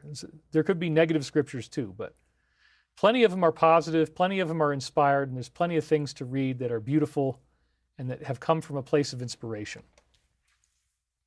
The law of one actually refers to it as intelligent infinity. And intelligent infinity is a concept that you can meditate on, the idea of an infinite intelligence, that there is some sort of infinity in the universe that became aware. That was the first step of how the universe was formed, which then later created galactic beings, galactic creators like the Logos. They call that Logos. And again, the term Logos means word. So when Jesus says, I am the Word made flesh, or he says in the book of John at the beginning, in the beginning there was the Word, and the Word was God, and the Word was with God, that's the term Logos. And this is what's putting us through the hero's journey. So I encourage you to see your higher power as a living and dynamic source of energy that's always around you. You don't ever have to be worried about whether it exists or not. We have the scientific proof. And most importantly, you can seek and find this within yourself. You don't need somebody like me to give it to you, or a guru that has to give you Shaktipat if you're looking at the Hindu tradition. This is something that already lives inside you. This is something that's already a part of you. And you can make friends with it. You can learn how to connect with it and really be at peace with that. And it's really something beautiful. So we had some donations come in. We have Greg Theroux donated $40. Thank you very much. He says, keep on keeping on. Let's see if I missed anything else here. I don't think I did. And we have another one here, which is Sage Mystic Warrior. Sage Mystic Warrior, 2222. Sing your graphs and connect it to human consciousness. Makes me want to ask if you've checked out the geophysicist Stefan Burns, who does a very good job connecting cosmic happenings to Earth consciousness. I have not. All right, and then we have Rio Dragon says, Jesus Christ is the way and the light. Mary Lou Howe donated $20, and she says, we are blessed to be alive and witness our 1776. Praise God, trust the plan. Much love to you, David. Thank you very, very much. Really appreciate that. So yeah, we're still doing really strong here. We got 2,684 viewers at the moment. We lost a little bit after the second hour, but you guys are hanging with me, and I appreciate that. If you need to take a bathroom break, just pause. I can pretty much get through the whole show now without it. But you can seek and find this power within yourself. And I'm going to be talking about different ways that you can do that. Your higher power will transform every single aspect of your life. You can end up with freedom from the troubles that plague so many people. And that is a very, very important thing. Freeing yourself, freeing your mind from the burden of what they call samsara in Hinduism, the burden of material fear, the repetition of negativity that drags people down, that leads them to not understand the law of karma, to not realize how significant it is to be, living in a positive space. And Kiki 2.0 says, why is the Bible confusing to read and interpret? For some reason, it's overwhelming. It doesn't really draw me in. My friend Artie, was just, reading Psalms, and the book of Psalms he finds very comforting. So, and David, what do you think about the Ethiopian Bible? Well, we were just talking about that last week. Very interesting how much stuff is in there that's including apparently some book that Jesus dictated after he ascended. The Book of Covenants, I believe, is what it's called. And so I want to get into that as well. That's another topic that we can have in future discussion. So Oh, 3 generations of us didn't even know we were Jews. I just found out in 2024, says Wild Honey Art Studio. Congratulations. Yes, so you have freedom from the trouble that plagues so many people, and you can greatly relieve yourself of the distress that many people would feel. As you connect with your higher power, you can feel calm, even in a seemingly impossible situation that's very difficult. And we're doing that today. We're looking at this thing objectively. We're saying, is this really going to be World War III? I don't think so. Is this really going to be that a planet gets nuked to the cinder? I hope not. And we can help create that outcome. We have the power through the meditation effect. We're seeing the positivity improving on Earth. Overdoses are down too, along with all these other fatalities. It's really, really great. And all this news is coming out at the same time, and the graph looks the same. It's really, really phenomenal. So we thank the Alliance for what they're doing to bring this all about. We thank everybody who's working so hard within the Alliance to try to get us to this point. Let's hope that this is all going to be smooth. It is certainly, definitely very scary right now, and not an easy time at all. Whispering Wind says, Luke 10:25 through 10:28, the importance of love one another and put the one first. Jesus said, do this and live. That's right. Oh, digital available on Bible.com, over 2,877 versions in over 1,918 languages. Wow. So yeah, that's pretty. Did you say Doctrine in Covenants? No, I said it is the Book of Covenants, Covenants, I believe is what it's called. But again, I don't know too much about it. I got to do more research, and when we do, we'll bring it out to your attention. Just haven't had time to do that yet. But it's pretty fascinating. Who do I pray to? I do pray to Jesus. I do pray to the Christ, and I also pray, as Jesus did, to Father, Mother, God. So I'll take it, and that's what we like to do. So you can feel calm in even seemingly impossible situations, and connecting with your higher power also means that you never have to feel alone. And I've certainly been doing that. I've been over 4 years here in this house by myself with basically no community. Very isolated mountain town. Everybody's busy. Everybody's got their own stuff going on.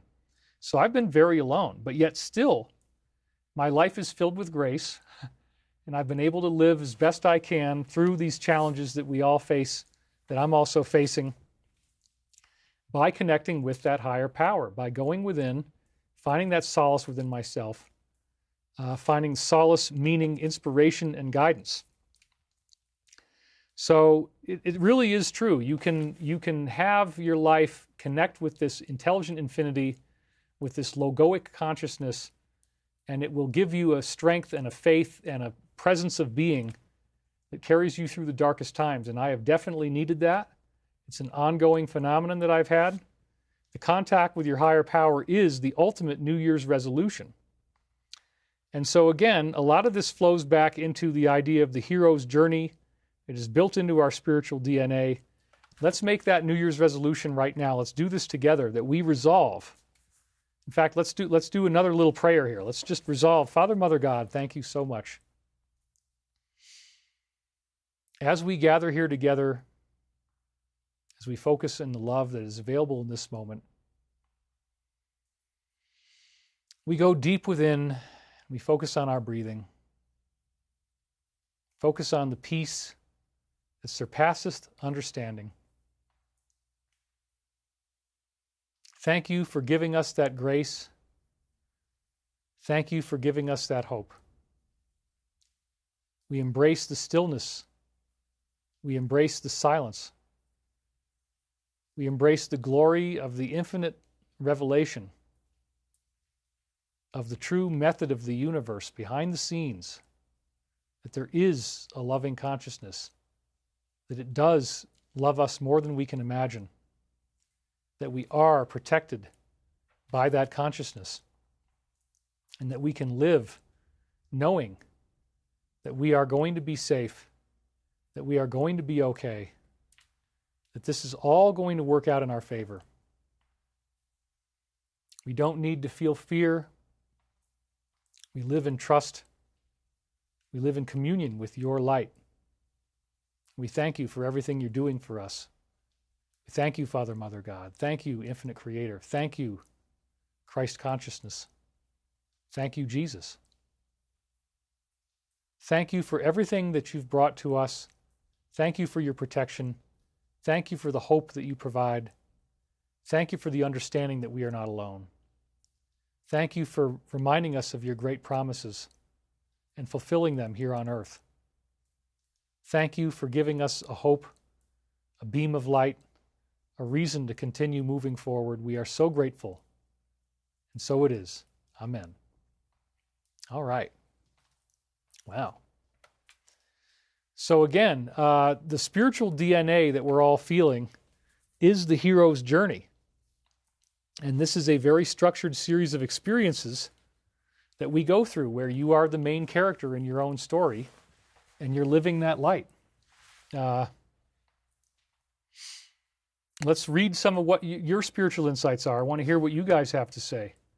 Monica Kanagowski says, "Be still and know that I am God. I will be exalted among the nations. I will be exalted in the earth."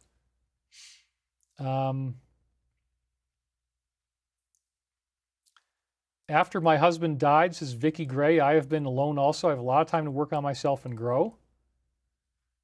Isn't there anyone there who knows you and admires you, says Sybil? Well, it's a complex story, but you know, I'm just very busy and I haven't really been able to connect with anybody out here, but you know, that's okay.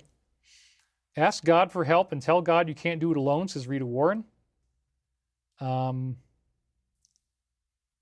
Sean Krisky says, you are my brother. We are not alone in spirit. We share this world and beyond. David Wilcock, you are part of my family. I feel a lot of people feel that way too. You're never alone. Just remember that. Deborah says, David, I never have to pause your show. I watch you on my phone. I take you with me everywhere I go, the kitchen, the bathroom, whatever I do. That is awesome. Somebody says, unblock my channel with David. I'm not sure what that was about. Maybe, sorry if that happened. We don't know what that was, but anyway. Well, moderators, you guys can look into that for me.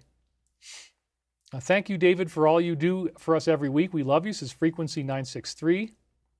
Dave Campbell says, the only time is now, the only place is here. There are no ordinary moments. Scarlet Fire, quote, being alone is not a path of loneliness, but a pilgrimage of self-discovery and growth. Fear not. In the Bible, it says 365 times, fear not. I love that. Lisa Dawn Marble donated and says, taking calcium, magnesium, carbonate, ascorbic acid, calcium gluconate, and magnesium carbonate in powdered form enables sleep and relaxation minerals that people lack. That's true. I do have a magnesium supplement. I need to start taking that again. It's a very good point. I love your prayers, says Michael Moffat. Request the truth, shine brighter.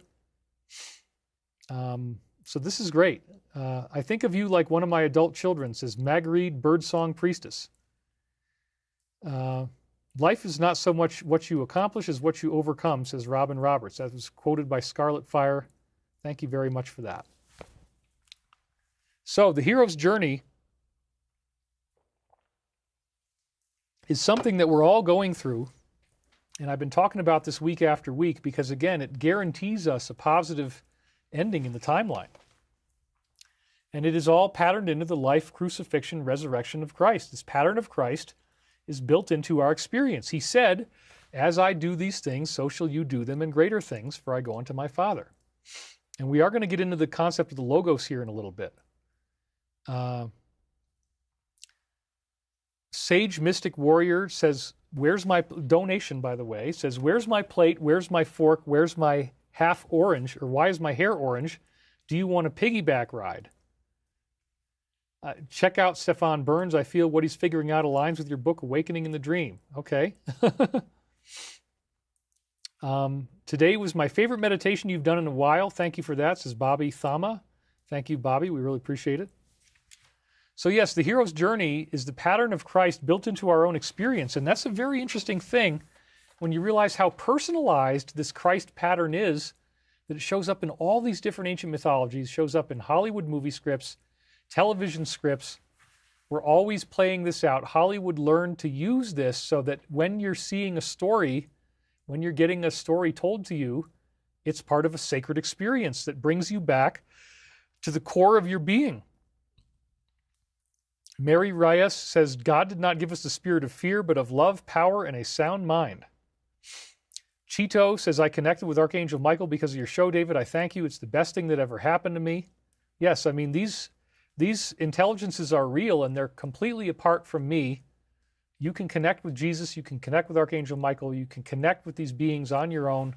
They do exist. They are real, and it's very beautiful when you can have that happen. I'm alone 9 years now, says Wild Honey Art Studio, but never in spirit. My heart hurts for humanity. I spend most of my time just by myself, self-preservation, because I feel and see people's pain around them. Yeah, I guess I'm not a very talkative person. I typically just go to a few places. I have friends in the stores that I go to. I just haven't really been hanging out with anyone, and I'm in a very isolated little community up here. You know, that's just kind of the way it works. I believe the Creator is having a simultaneous experience through each and every one of us, says Jason Baker. I think that's absolutely true. The hero's journey is the only script there is. That's right. So you are the hero in your own epic story, and that's very important because the story has a happy ending. If you understand forgiveness, if you understand loving kindness, if you can adhere to the basic principles that we're supposed to be following, that the universe tells us to follow, these principles give us hope and meaning and inspiration. And they allow us to get beyond, you know, a very, very difficult phase that we might be stuck in our lives. We get beyond that phase. We move back into hope and trust. That's really where you want to be. The techniques to access your higher power are not mysterious. And I want to make that point clear. You're in a hero's journey. And like I said before, it's the simplicity that actually is kind of confounding to people. Like, it's not as difficult as it would appear to be. There's a simplicity in the teachings. The simplicity is kind of deceptive almost, because you don't have to learn a whole bunch of things. You don't have to study enormous texts. You don't have to go down huge rabbit holes. You can if you want to. But the principles, again, are simple, that, you know, accessing your higher power is really about the quality of the character that you possess. And the more that you can, again, there's other things we'll talk about, diet, exercise, etc. But learning to be a loving person, that really is the core, because the universe's energy itself is loving. And so the more that you focus on that loving consciousness, the more that you can behave that way. I mean, and the Law of One also had some very interesting things in it about the fact that you can fantasize about the things that bother you. Whoops, we had another, this is Jesus Has Returned, donated $20. Angelic beings are human. I've met 2 of them. You cannot tell them apart from normal humans except for the intense amount of love you feel in their presence. Well, thank you for that reflection. That's beautiful. And yeah, I haven't met anybody in the physical form that I would say would be an angelic being, except that I had this apparition that was like Jesus and Mary, but it still didn't really, it was more like an energy presence. It felt like 10 people in the room, and it had these rays coming out of it. It was very, very intense. I do believe that this year is a pivotal year. Now, when I was doing Michael prophecies, I interpreted their statements about 2025 as hoping that everything would happen in that 1 year, and obviously it did not. We haven't seen all these different things unfold, but we're well on our way. Disclosure is on the way in various forms, including disclosure of UFOs and negative stuff that we're learning about now. And, you know, I am very open-minded about how this is all going to unfold. It could take a lot longer, but I mean, you know, the big tipping point definitely has been this past year.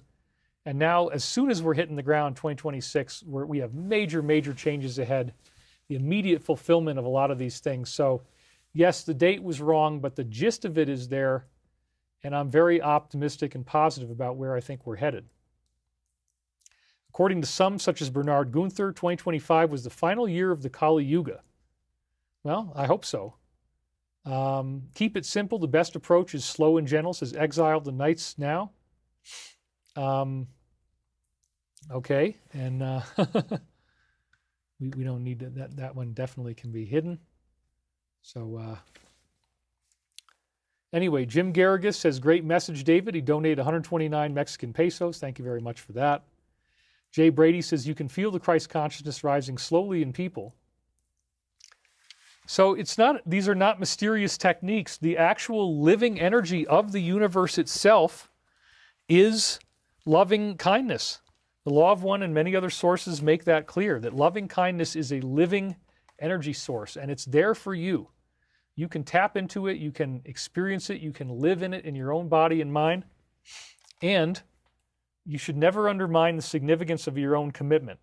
When you make a commitment that you're going to be loving and kind, you are activating and magnetizing universal law to yourself. You are gaining protection. That's one of the things that Uncle Jack told me. You know, David, they're called the rules, mate, and there's a reason why they're called the rules. We can't actually just knock somebody off, mate. We've got to find a way to get them to do it to themselves by getting them entranced into the negative. They get more and more entranced into the negative, mate. They go further and further in that direction from their own free will choices. See, I'm actually doing some British in there as well. You got to be careful. And then what happen, mate, is it's all got to come together. It all comes together. And they've got to do it to themselves, mate. That's the only way we authorize something to happen. They have to authorize it first. Sorry, I'm blending my British and Australian together. David, we are still in 2025. The new year starts in the spring, according to some. That's true. Colin Magaza, that's right. Thank you, mate. Thank you very much. So, never undermine the significance of your own commitment. This is a very, very good thing to do, to recognize what's really going on here. The rules, as he told me, if the negative wants to wear you down, they got to get you to make more and more self-serving choices. And so I'm not perfect by any means, but I feel like I at least get to work off karma that I might have accrued from various other things by doing this show, by giving you this straightforward positive message about realizing the Christ within your own being. You know, this is already a part of you. It's not something that abandoned you. It's not something that left. Soul Dive Academy said, praised be. Thank you very much for that. And we are still holding true at 2,427 concurrent viewers. Realize the Christ within your own being, man. That is so significant. Understanding the value of your commitment. Understanding surrender, too. This is another big, big part of the hero's journey, is surrender. If you want to connect with your higher power, you can't hold on to the material things that used to define your goals and your aspirations. You got to let a lot of things go. You got to be willing to let things go that used to weigh you down, and surrender the things that no longer serve your higher good. My mother's been doing that. She just moved out of her house. Very intense process she's going through. So you can meditate on your attachments and on letting go. And again, I definitely need to do more of this because your possessions can end up possessing you. If you have, you know, it's so funny, we call them possessions, right? And hoarders, people who have that hoarding instinct, which I tend to do that too, sometimes you just got to be able to let things go. If you haven't been using it, letting it go can definitely get you connected more to your higher power, which is a really, really great thing. And 2 commandments contain the whole of the law. It's that simple, says Kitsugi Warrior. I'm not sure what those commandments are. David, you have such beautiful eyes. Greetings from Kentucky, says Rex Mama. Thank you very much. Appreciate that. Paraglider says, everything you own owns you. Sage Mystic Warrior says, sorry, I meant your book, The Synchronicity Key, Not Awakening the Dream. I was listening to both of them once again simultaneously. Ha, ha, ha. Letting go of outcomes is important too. That's right. You don't always know where things are going to go. You just have to give it back to God. That's a very, very important principle as well. I want you to be free to live your best life. Letting go of these attachments and, you know, embracing forgiveness, embracing the positive. Obviously, meditation, we can't stress that enough. The Law of One over and over again says the main thing you need to do to seek your higher power is to meditate. So, you know, there's different ways to meditate. There's concentrative meditation. There's contemplative meditation, both of which have extreme significance, both of which definitely, you know, can be something that we need to look at. Rebus Darkissa says, hello, David. I've been a follower for over a decade. Though I'm a Buddhist practitioner, I appreciate your latest videos on the Christ consciousness. To me, it's about the same thing. Yeah, I think that's the idea. We learn to respect each other and find commonality so that we don't have to divide and separate one another. We can learn that we have many things in common. There's many positive things to enjoy. And, that's actually a really good thing. So we're coming up on the 3-hour mark here pretty quick. And we might not go quite as long as we have in other shows. We'll see how it goes. I want you to be free to live your best life. And, when you connect with your higher power, you're gonna be able to do that. You're gonna be able to seek something that is greater than yourself, and it will give you strength, and it will give you protection, and it will give you guidance. And again, letting go of your attachments, moving into surrender, doing your meditation, doing your breath work. Digital detox is another one that's so important. Not being locked up in your screen all day, going outside, taking walks, getting your exercise. This is very, very important. Another thing I like to do, whoops, oh my God. Sorry, I was off of the, I was stuck on my slide, and that was bad. So I had the wrong thing going. I thought I was on the camera, but I really wasn't. So you got to see this for a long time while I was talking over the slide. Sorry about that. That wasn't intentional. But at least it's not like me looking over here and I'm on the wrong camera. At least I got the right camera now, and that's good. Rainbow Seed says, letting go of outcomes, so true, equating feeling the true trust for God, for your higher self, guardians, to guide things to unfold according to a perfect, grand, divine design. It's absolutely right. And we had another donation from Jesus Has Returned End Times. All right, thank you.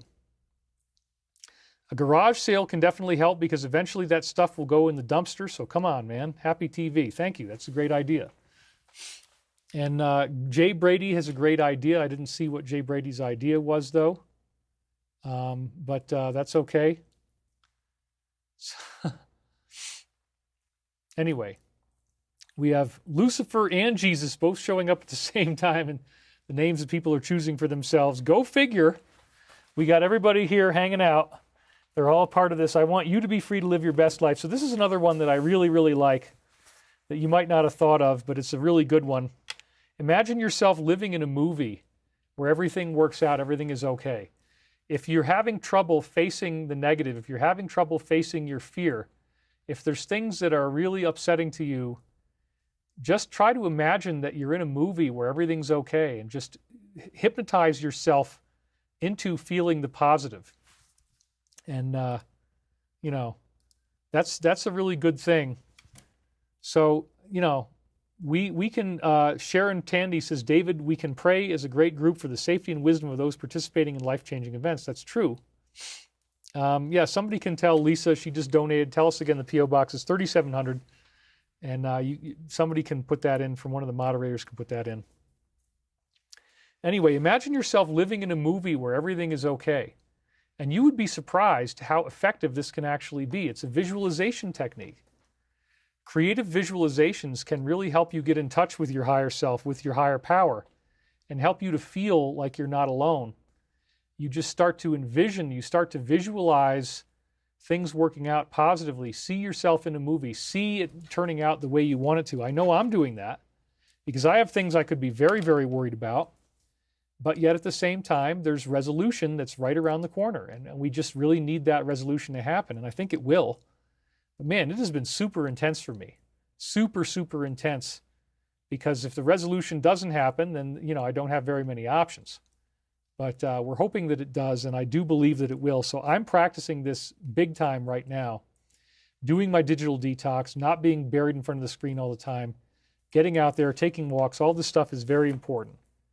And that is the power of creative visualization, where basically you're meditating upon the outcome that you wish to receive. And this is really important because, as Casey said, mind is the builder. When you meditate upon what you want to achieve, you're actually building the reality that you want to see. And yes, Stavati, we're coming into it. We're getting really close here, and things are going to be one of the first things that we're going to do is start to build prototypes. So you just got to hang in there. We're almost there. And the hover car stuff, we want to get to work on that as soon as possible once we get funded. And all these things are stuff that we hope to be doing. And did Chris Beskar's parents name him after Christopher Robin from Winnie the Pooh? I don't know the answer to that, but yes, his middle name is Robin. I believe so. I think it is. Anyway, Abe Bravo donated $60. Thank you very, very much. Thank you for everything you do, David. Sending many blessings to everyone. Can we say a prayer and meditation for my niece Stephanie with stage 2 aggressive cancer, please? Yes. Father, Mother God, please pray for Stephanie. Please pray for the healing of her cancer. We are so sorry. And we surround her with light. We surround her with your blessing. In the name of the Father, Mother God, Jesus the Christ. Amen. Thank you. Thank you very much. PC user donated. Excellent show today. God is love. All right. So you meditate upon the outcome you wish to receive. And remember that your higher power is very aware of every thought that you think. So the thoughts that you think are creating these templates of manifestation. This is so important. Being a loving, kind person, it really matters. The universe is stacked this way. That's why the meditation effect works. That's why we can get together and meditate in large numbers and actually affect the outcome. That's why, one of the reasons why, at least, why the crime statistics are going down. It's a beautiful thing. Looking at what the universe has to offer us, looking at how this stuff really works. Your higher power is, again, very aware of every thought you think. And you can release judgment, attachments, and negativities. This is, again, extremely important in terms of karma, keeping your karma in a positive flow. When you would have a thought that is judgmental about someone else, you simply look at it and then you breathe through it and just let it go off to the side. Don't stay stuck in that energy.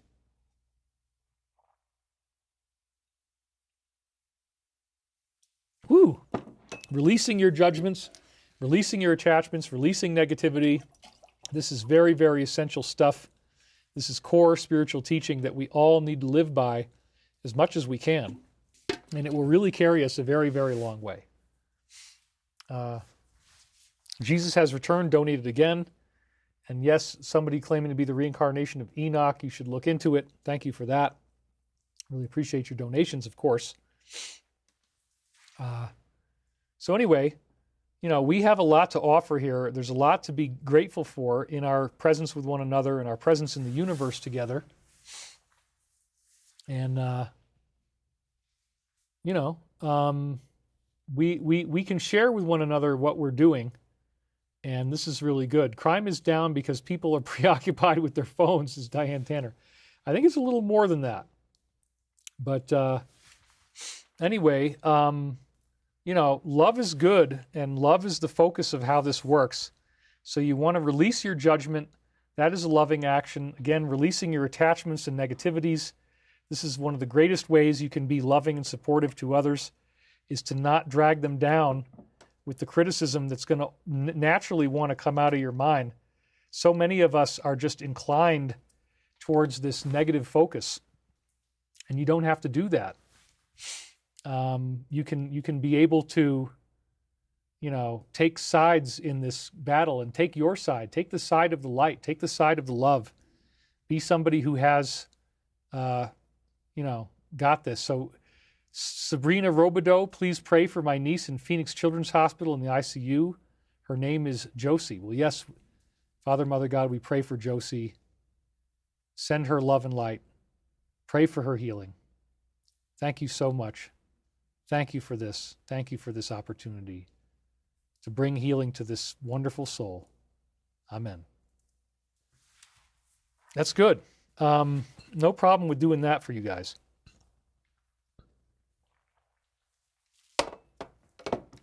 So again, attachments, you don't want to be attached. You want to let go of your negativity. The more that you can do this, the more that the thoughts that you have in your mind are actually coming from your higher power, and it's wonderful. You embrace the ease and flow that naturally exists in the universe. This is another big thing, you know, just learning that it doesn't have to be difficult. It doesn't have to be a struggle. Struggling is not the way of the universe. Struggling is the way of man and woman and how we live in the third density. And so there is a flow of consciousness, even like, again, like you're in a movie. Even if you're having that struggle in your mind, even if you're having that difficulty, see yourself like you're in a movie and move through it. Okay, move through the struggles and the pain and find yourself going back to loving consciousness. You will be amazed at how much work you can get done that way. Also, I would say strive for authenticity. This is about honesty. This is about being true to yourself, true to the people you love and care for. Open and honest communication. This is a fifth chakra thing. This is coming out of the throat chakra now. Being authentic, being real, being able to tell the truth without fear, say what's really on your mind. That's so important. And again, that authenticity is something that, look at your life now and think about how authentic you really are. Are you really being honest about everything? Or do you withhold information? And so, somebody in my life the other day said something that kind of upset me. And I said, well, could I talk to this person about this or should I keep it inside? And I decided, nope, I need to communicate, need to be authentic. And that open and honest communication, that is a classic fifth chakra thing. The more that you can be open and clear in your communication and say what you really mean, this is also good, healthy boundary practice. It will really help you connect with your higher self. You'll sleep better, you'll feel better, and your life is going to flow better. So that's a really, really good one. The idea that we are definitely needing to be able to embrace that ease and flow, strive for authenticity. These things are incredibly important. Sunny Sky says, David, sometimes when I'm authentic, I can sound critical to my spouse. Any advice? I would say, yeah, be kind. Focus on the kindness as much as you can. That's a really, really important thing. Trama is always honest, says Karen Burns. Well, I don't know if I'm in the Trama mood today. I hardly had any sleep last night. I think I'm doing really well under the circumstances, but direct knowledge flows in very short bursts. This is another thing that I think is a very important principle that could be easily overlooked in terms of discussing how to connect with your higher power. And that is this idea that when you go into a state of meditation and when you get the answer to the things that you're asking about, it may not be a big, long vision. You may get a very fast snapshot. And so part of good psychic training, going all the way back to How to Make ESP Work For You by Harold Sherman, that book that I read when I was 7 years old, starting when I was 5 years old, actually, I think 7 is when I first started to read that book. Learning that it comes in short snapshots and, Beverly Adams just donated. Thank you very much. Lessons come tragically hard. Praying for strength for all those going through hard times. God is our strength. Bacapalo says, sorry, I can't donate too much this month. You understand? No, we totally do. Not a big deal. Not a problem. We're actually doing very well. We're almost at 2,000 total chat revenue this time around. So actually better than last week, believe it or not. And thank you guys again for all the donations. Really appreciate it. Helps me out tremendously. It was so great, actually, at the end of this past month that we got the donations, and they really helped me. So right for now, I need them. But hopefully we're right around the corner from something coming in that will allow me to be able to be free. And I'm really praying for that outcome. I need that outcome to happen. So we really want to vibe that in. Because otherwise, it's not good. Anyway, direct knowledge, but I think it's going to happen. I'm living in a movie where it's going to work out. Direct knowledge flows in very short bursts. And so this is really important that you get these short bursts when you are meditating. You meditate and it slows down your mind. And then these tiny little flashes can have incredible significance. You may only see the message for a split second in your mind, but I want you to be open to the idea that tiny little flashes can be an authentic communication. It doesn't have to be anything that huge. It can be, oh my God. So we can, thank you, Scarlet Fire, for that one. In fact, this is definitely, we can do that safely. The golden age awaits, says Tom HD. Yep. So anyway, it's possible to invoke divine justice if people lie by omission and try to compromise your privacy. Well, I would agree, but you want to be careful about invocations. It's just leave it back to the laws of karma, leave it back to the universe. instead of trying to take the law in your own hands. That's why, I'm just reporting on what's going on out there. I'm not trying to do anything myself, but I want you to be aware of what is happening out there in the world and what we can take on from that. Lots of stuff that's very interesting here. Great energy in this chat, says Jay Brady. Betty Joe Bradford says, I would love to be open and honest. I moved to Minnesota a few years ago. I'm amongst so many sleepers, I can't even get them to ask a question. Yep. I would also, again, say learn to be free of judgment and negativity. Judgment they talk about that a lot in the Law of One. The judgment really can weigh you down and just drag your energy into a very negative spot. So we want to be free of that judgment. And again, this is really, it's a teaching about being loving, being honest, being open, cultivating your positive attitude in every way possible. The more positive you are, the more that the natural thoughts that you think are going to be the thoughts of your higher power. So you can connect with your higher power by being positive, opening your heart to infinite possibility. This is really another great one. Just being able to recognize that miracles do happen. That's why, even though all these things are happening in the world that are very scary right now, let's just be open to the idea that maybe this isn't all just going to turn into World War III. It might get scary for a while, but let's just really try to visualize and hope the possibility that this can work out well.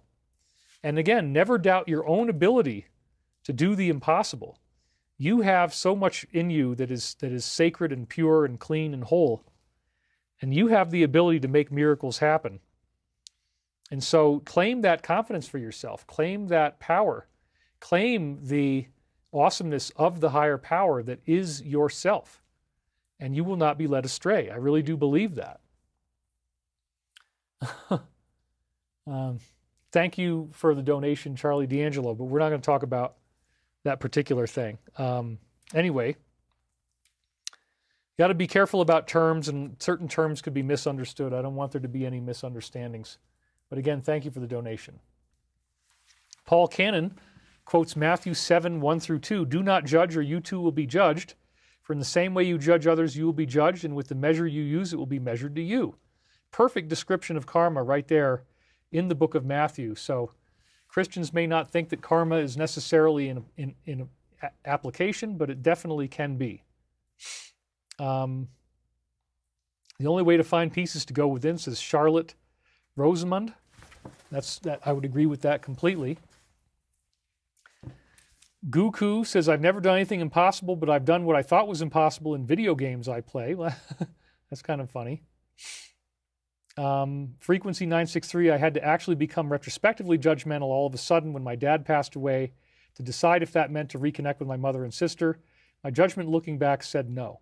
Okay, fair enough. We're getting close to being done here. Hang in there with me. Use simplicity as a tool. Again, we make things so complicated. We make life so complicated, and the simplicity is a tool that really helps us when we go back to how simple these teachings are. The patience, the forgiveness, the love. You just can't undermine the value of all that. And so if you're looking for some complex answer, you might be looking in the wrong place. Maybe it's really a lot simpler than you think, and let's go with that. Let's go with that possibility. Understand the many benefits of letting go. This is a really good one too, because letting go means letting go of your judgment, letting go of your anger, letting go of your fear, letting go of your anxiety, and just returning it all back to trust. And I have needed to do that because, again, I have big issues on the horizon, and I need this to work out. And so letting go of the feeling of fear, letting go of the feeling of sadness, all of these different things can really benefit you tremendously. Sit back, watch everything going on, and don't judge, says Mark Watson. That's absolutely right. And yes, I have Jewish friends, but that's kind of an inappropriate comment there, so we can... put the user, we'll say, all right. Anyway, we do a little timeout sometimes because, no, it's okay for me to have Jewish friends. I don't know why anybody would have a problem with that.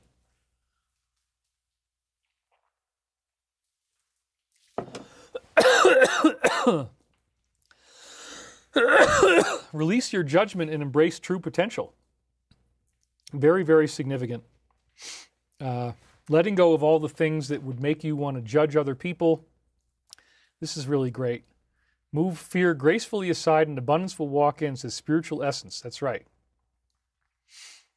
And Deb Go says the two great commandments are admonitions of Jesus Christ. First, to love one another even as he has loved you. He gave his life for you. Second, to judge not, lest ye be judged in kind. Beautiful. That's beautiful. Jason Baker says, I am a Jew. Yeah, I'm fine with Jews. I mean, no problem. I'm definitely not coming out of that energy. So, you know, we're good here. And opening your heart to self and others, again, it sounds pretty basic, but it's very good. Practicing kindness and honesty. We've talked a lot about that, being authentic. Never forgetting the value of giving would be another one I'd like to add to the list. The more that you give, that's the service to others path, the more that you receive. And so in the act of giving, you are seeking and activating your higher power. It really does make a difference, and it will help you. It'll help you be on a positive timeline. Tisha Martin says, we caught you live. Yay, David Wilcock, we adore you and have enjoyed you for years. Thank you. You are a blessing. My family loves to watch you weekly, and my young daughter is your #1 fan. Well, that's wonderful. Thank you very much. All right. So learn not to judge and to regret. Not to judge or to regret. That's a very, very important thing. And, you know, judging only gets you deeper in debt with the universe. So we want to see where people are confused and honor that they might be confused, but then be able to step beside that feeling of negativity, step beside that feeling of anger, and move into a feeling of trust and responsiveness to positivity. That can go so far, and it's beautiful. Anita Constant says, I'm reading the Gospel of Thomas. My life is changing from all that I've learned. Yep. So all things are good, and we're not, you know, again, we have no problems with anybody from the Jewish faith. I have good friends who are Jews. I always have. Learn not to judge. There you go. And then, this was a very fascinating thing, transcending hope and fear. This is a Tibetan teaching, and it was something that I promised you we were going to get into. It's going to be one of the last things we'll talk about in today's show. Maybe the last thing. We'll get into the logo stuff later. We can do another show on that. But I have a friend who had a Tibet center, and he was bringing in these Tibetan monks, and they had this big summit that they brought in, and the whole focus of the whole thing was that they had a new teaching that had come in, which was to transcend hope and fear. Now, fear, I get it, you know, transcending fear is one thing, but transcend hope, that was really kind of a big shock. Yes, the more that you understand the way the universe really works, you don't need to have hope because you have trust and faith in the outcome. And I think this, again, gets back to understanding the hero's journey, understanding this is the way things really work. And, you know, once you understand that, you don't need to hope anymore because the outcome is already assured. If you play by the rules, if you follow universal teachings, universal principles, you will be safe, you will be okay. And your higher power will flow into your life and give you meaning and inspiration and guidance. It's beautiful. So transcending hope and fear actually works. As surprising as that may seem, you don't need to hope anymore because you already know that the positive outcome will occur, and it's beautiful. And this also seems to tie in with the Tibetan cord-cutting meditation. And this is, I guess, probably one of the last things that we'll do here before we go into, we'll do one more. Okay, after that. Tibetan cord-cutting meditation is, again, where you're visualizing that any time that you had negative emotions with a particular person, there is a cord there. If they judged you, if you got angry at them, if you had, you know, bad blood or you had a fight of some kind, and you're cutting those cords, you're letting go of those things, you're letting go of all the feelings of constriction, and you're just moving into trust, moving into love, moving into peace. As you cut the cords, they're no longer sucking energy out of you. That's a very important thing. We can talk more about that later. We can go way into the cord cutting meditation. But let's talk a little bit also about synchronicity. Synchronicity for me shows up in many different forms, but one of the ones that I've really gotten the most is the repeating digits on the clock. I have a whole book on this, the synchronicity key, 333, 444, 555. I also have encoded 1111, 1212, 1234, 123, 432. And I was really surprised because Mental Floss, this mainstream media source, had an article on the numerical synchronicity 444. And I was really happy to see this going mainstream. This just showed up in my little feed from Firefox browser. The origins of 444 and what it means if you see it. The repetition of the number 4 is often looked at as a message from the universe. There you go. And so I'm going to paraphrase because there's a lot of things in here that were interesting. The number 4, they say, means harmony and balance. You have the 4 elements, 4 seasons, 4 cardinal directions, 4 weeks a month, 4 quarters in your calendar, 4 key deities in the Yoruba and ancient Egyptian religions. I would also add the 4 main angels of the Bible, Gabriel, Michael, Raphael, and Ariel. Number 4, they say, means harmony and balance. 4 elements, 4 seasons, 4 cardinal directions, 4 weeks a month. Oh, we already had that one, sorry. Whoops, that was a repeat. 4-day cycle in the Yoruba faith, 4 noble truths in Buddhism, the Native American medicine wheel. The walls of Jerusalem were rebuilt in 444 AD. 4 can mean bad luck in a Chinese culture society, but similar pronunciation as the word death, I guess, if you said that. So they say that you should listen to your gut feeling if you see this. If you see this angel number around you and you're a spiritual person, it's important to stop and listen. It can be a significant number when it comes to encouragement and often suggests that you're on the right path. It can also indicate what the right path would be. Yes, so this is very key, I think, for all numerical synchronicities. This is one of the greatest ways that your higher self can get you a message is by you see the repeating digits. And I say to myself, what was I thinking right before I saw this? And it's usually telling me I'm on the right track. And again, I wrote a whole book about this, you guys.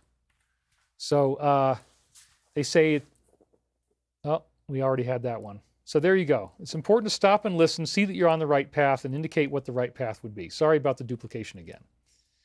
So you want to listen to your instincts, consider all possibilities. It could be a message of love, devotion, and patience, according to someone under the handle Moon Omens, encouraging you to be loyal to others, and can also indicate that making mistakes is an acceptable part of learning, and it may also reveal change coming into your life. So there you go. There's synchronicity. You'll get repeating digits on clocks, etc.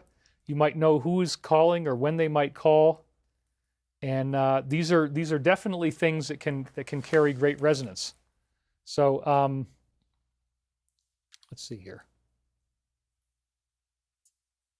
Yep, so we're going to skip ahead now and go right into our Global Peace Meditation because we kind of ran out of time here, but that's okay. That's good. You know, we want to be with you guys. So before we do that, let's read some more of your comments. Yes, we have nothing against Jews. That's true. Hope in Spanish means esperanza, which is to wait and expect, says Vacapalo. Happy New Year, David. Thank you very much. Sage Mystic Warrior, do you remember Dina Sakari? No, I don't, but thank you. Charlie Winter, David, I'm studying Search for God from Edgar Cayce. This is a donation. Considering your connection to him, have you ever thought of going over his works publicly? I see 444 and other repeating numbers daily almost. Peace and love. Thank you very much.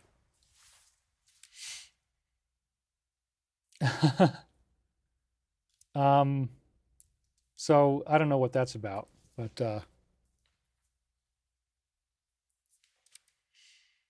anyway, so life is good, we are good, everything is good. And yeah, so we want to round out this work with the meditation there. And you know, that's a very positive thing, so we'll make that happen.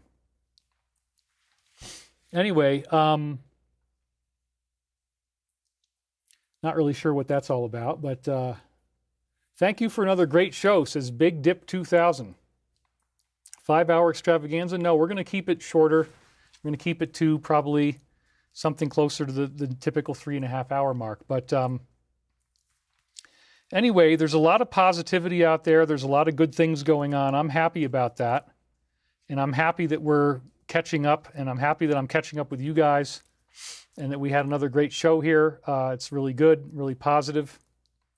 This color looks good on you. Thank you very much. This is music to my ears, somebody says. And just, it's so weird. Once again, the wind just dies down at the end of the show, just like it did last week.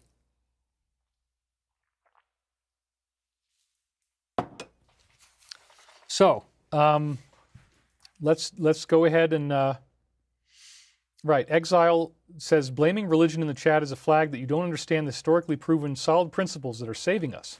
Very high vibes today, brothers and sisters, says Tom Tom. Thank you very much. Awesome show, David. Thank you for pushing through your tiredness and showing up. I think you will sleep well tonight, says Frank Barter. All right, that's good.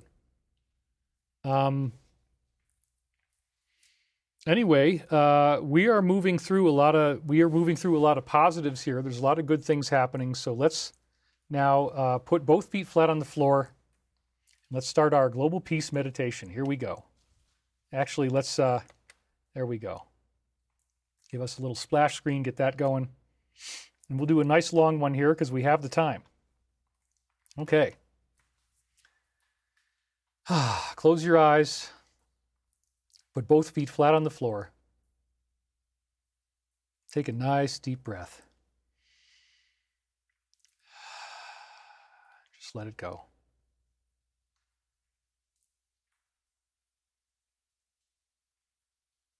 We thank you, Father, Mother, God, for your many gifts, for your many blessings.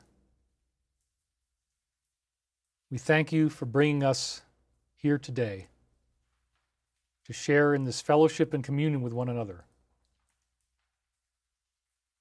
We understand that we are going through a very difficult time. We understand that there are many issues facing us at this point in history. And we are admonished by your own will that we seek to become one with one another. We seek to iron out our differences, to rise above our petty squabbles, and seek to find that unifying coherence that is love. How we may approach that love, how we may learn to live in your glory, seeking your higher power in however form we can find it. We are so grateful for the gifts that you share with us, for the joy that you bring us, for the time that we spend knowing that you are here, that we are whole and pure, that everything is good.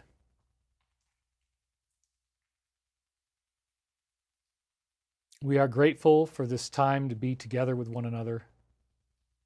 We are grateful for this time to share each other's presence. And we are grateful for the living consciousness that is available in our breath.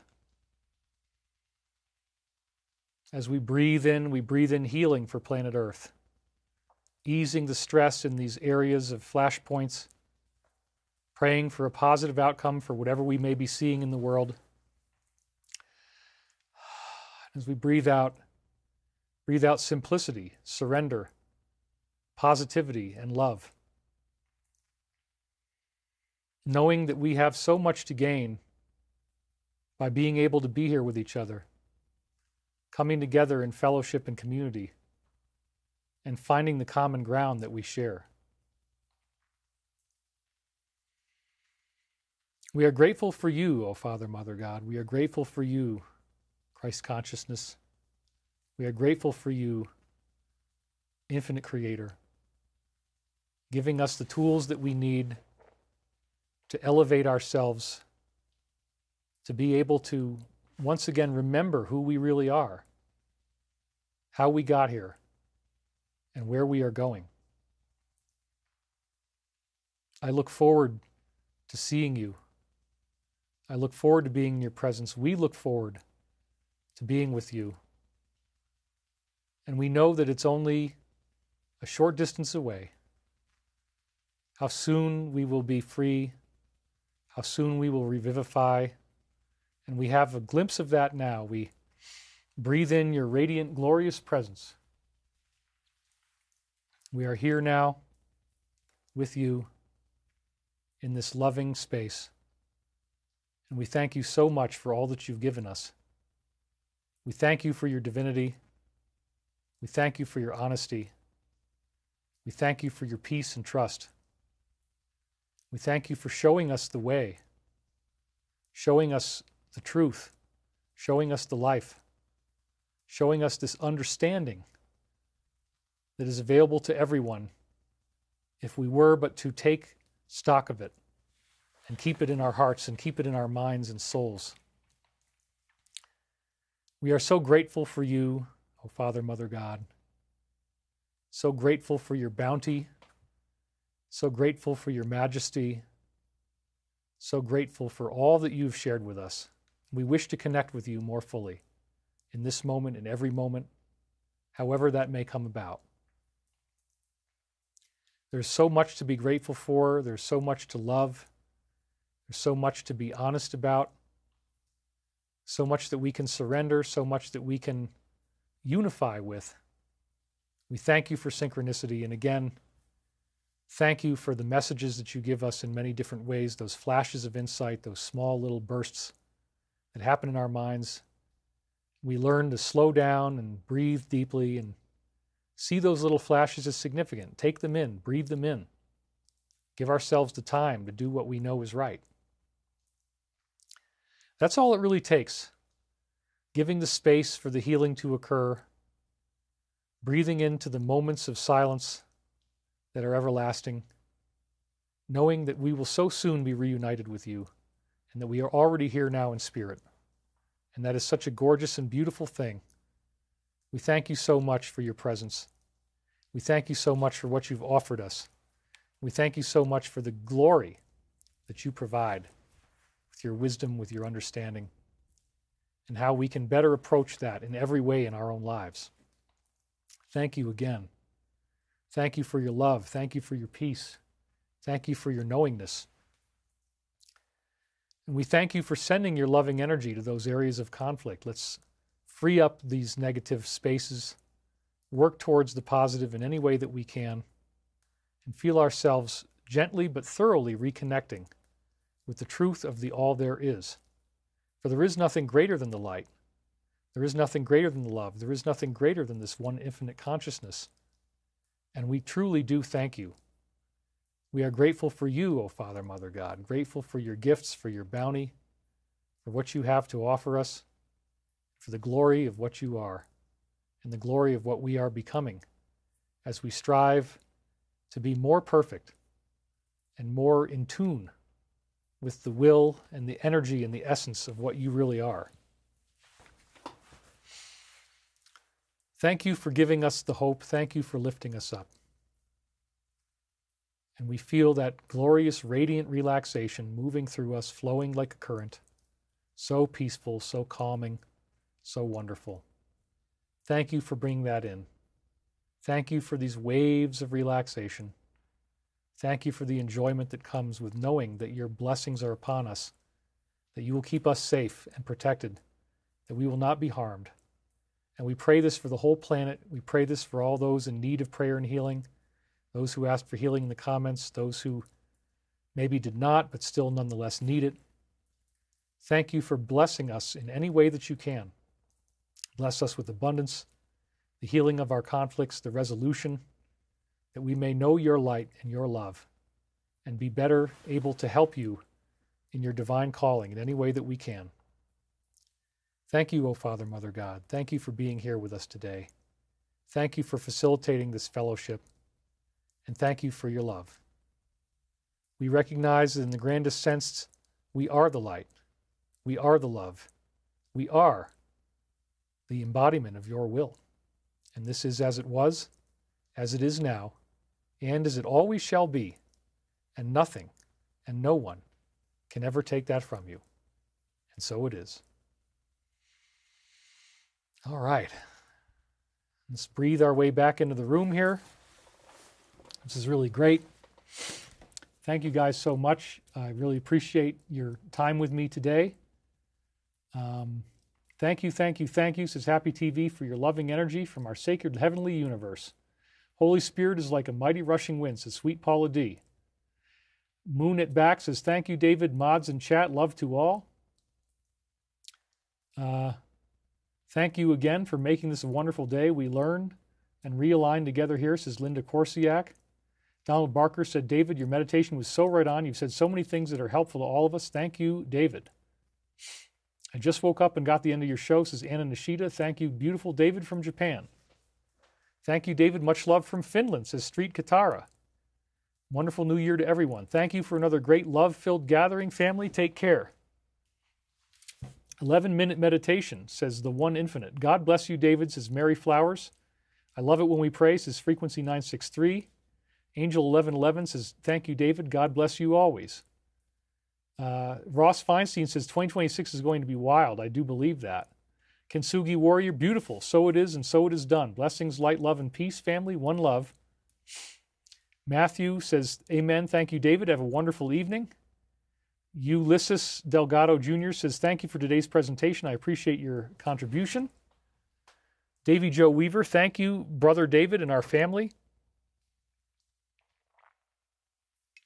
Teresa Dastrup, thank you, David. You put all of us together. We are family together. That is absolutely true. Yes, as always, thank you, David. I appreciate all you do, says Betty Jo Bradford. Soul Coach Suzanne, our meditations are the best part of the show in unifying our love. 84 Sophie Immediate says, thank you, David. We have Cindy J. donate $50 and says, Happy New Year. Thank you so much for another great show. Well, thank you, Cindy. I really appreciate that donation at the last minute here. And I believe, yeah, that put us over the $2,000 mark altogether, which is great. Thank you so much. Beautiful meditation. Love you, says Valerie Ann Gritto. Cynthia Shannon, thank you, David. Happy TV. Above all, Brother David, thank you for giving us mention, beginning direction with lovely affection. Thank you, David. Happy, prosperous New Year from New Zealand. Annie Stewart. Thank you very much, Annie. And then we have some more people from Finland. Anisis Jarvin. And then we also have, thank you, David. By the way, to finish peeps, maybe we can connect, says Orimo Art. Will you say a prayer for my dad? He's dying from cancer and COPD, says Ancient Secrets 961. Absolutely. We pray for your father, and we pray for his healing. Absolutely. Very much so. Hope that he can be fully restored. Father, Mother God, please give him that. Great show, David, says Q-Fay. It was needed today. Thank you very much. Oliverov says, thank you, David, and love from Macedonia.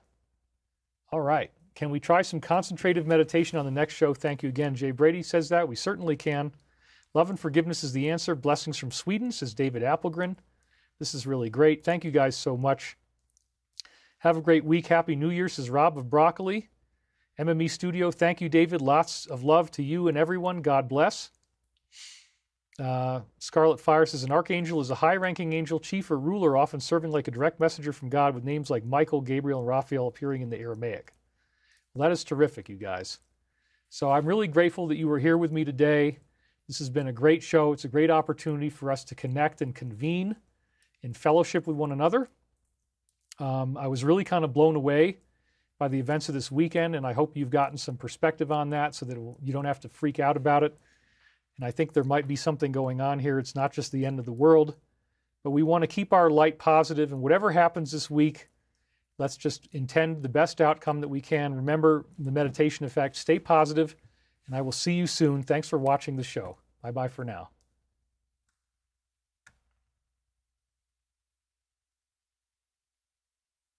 Thanks, everybody.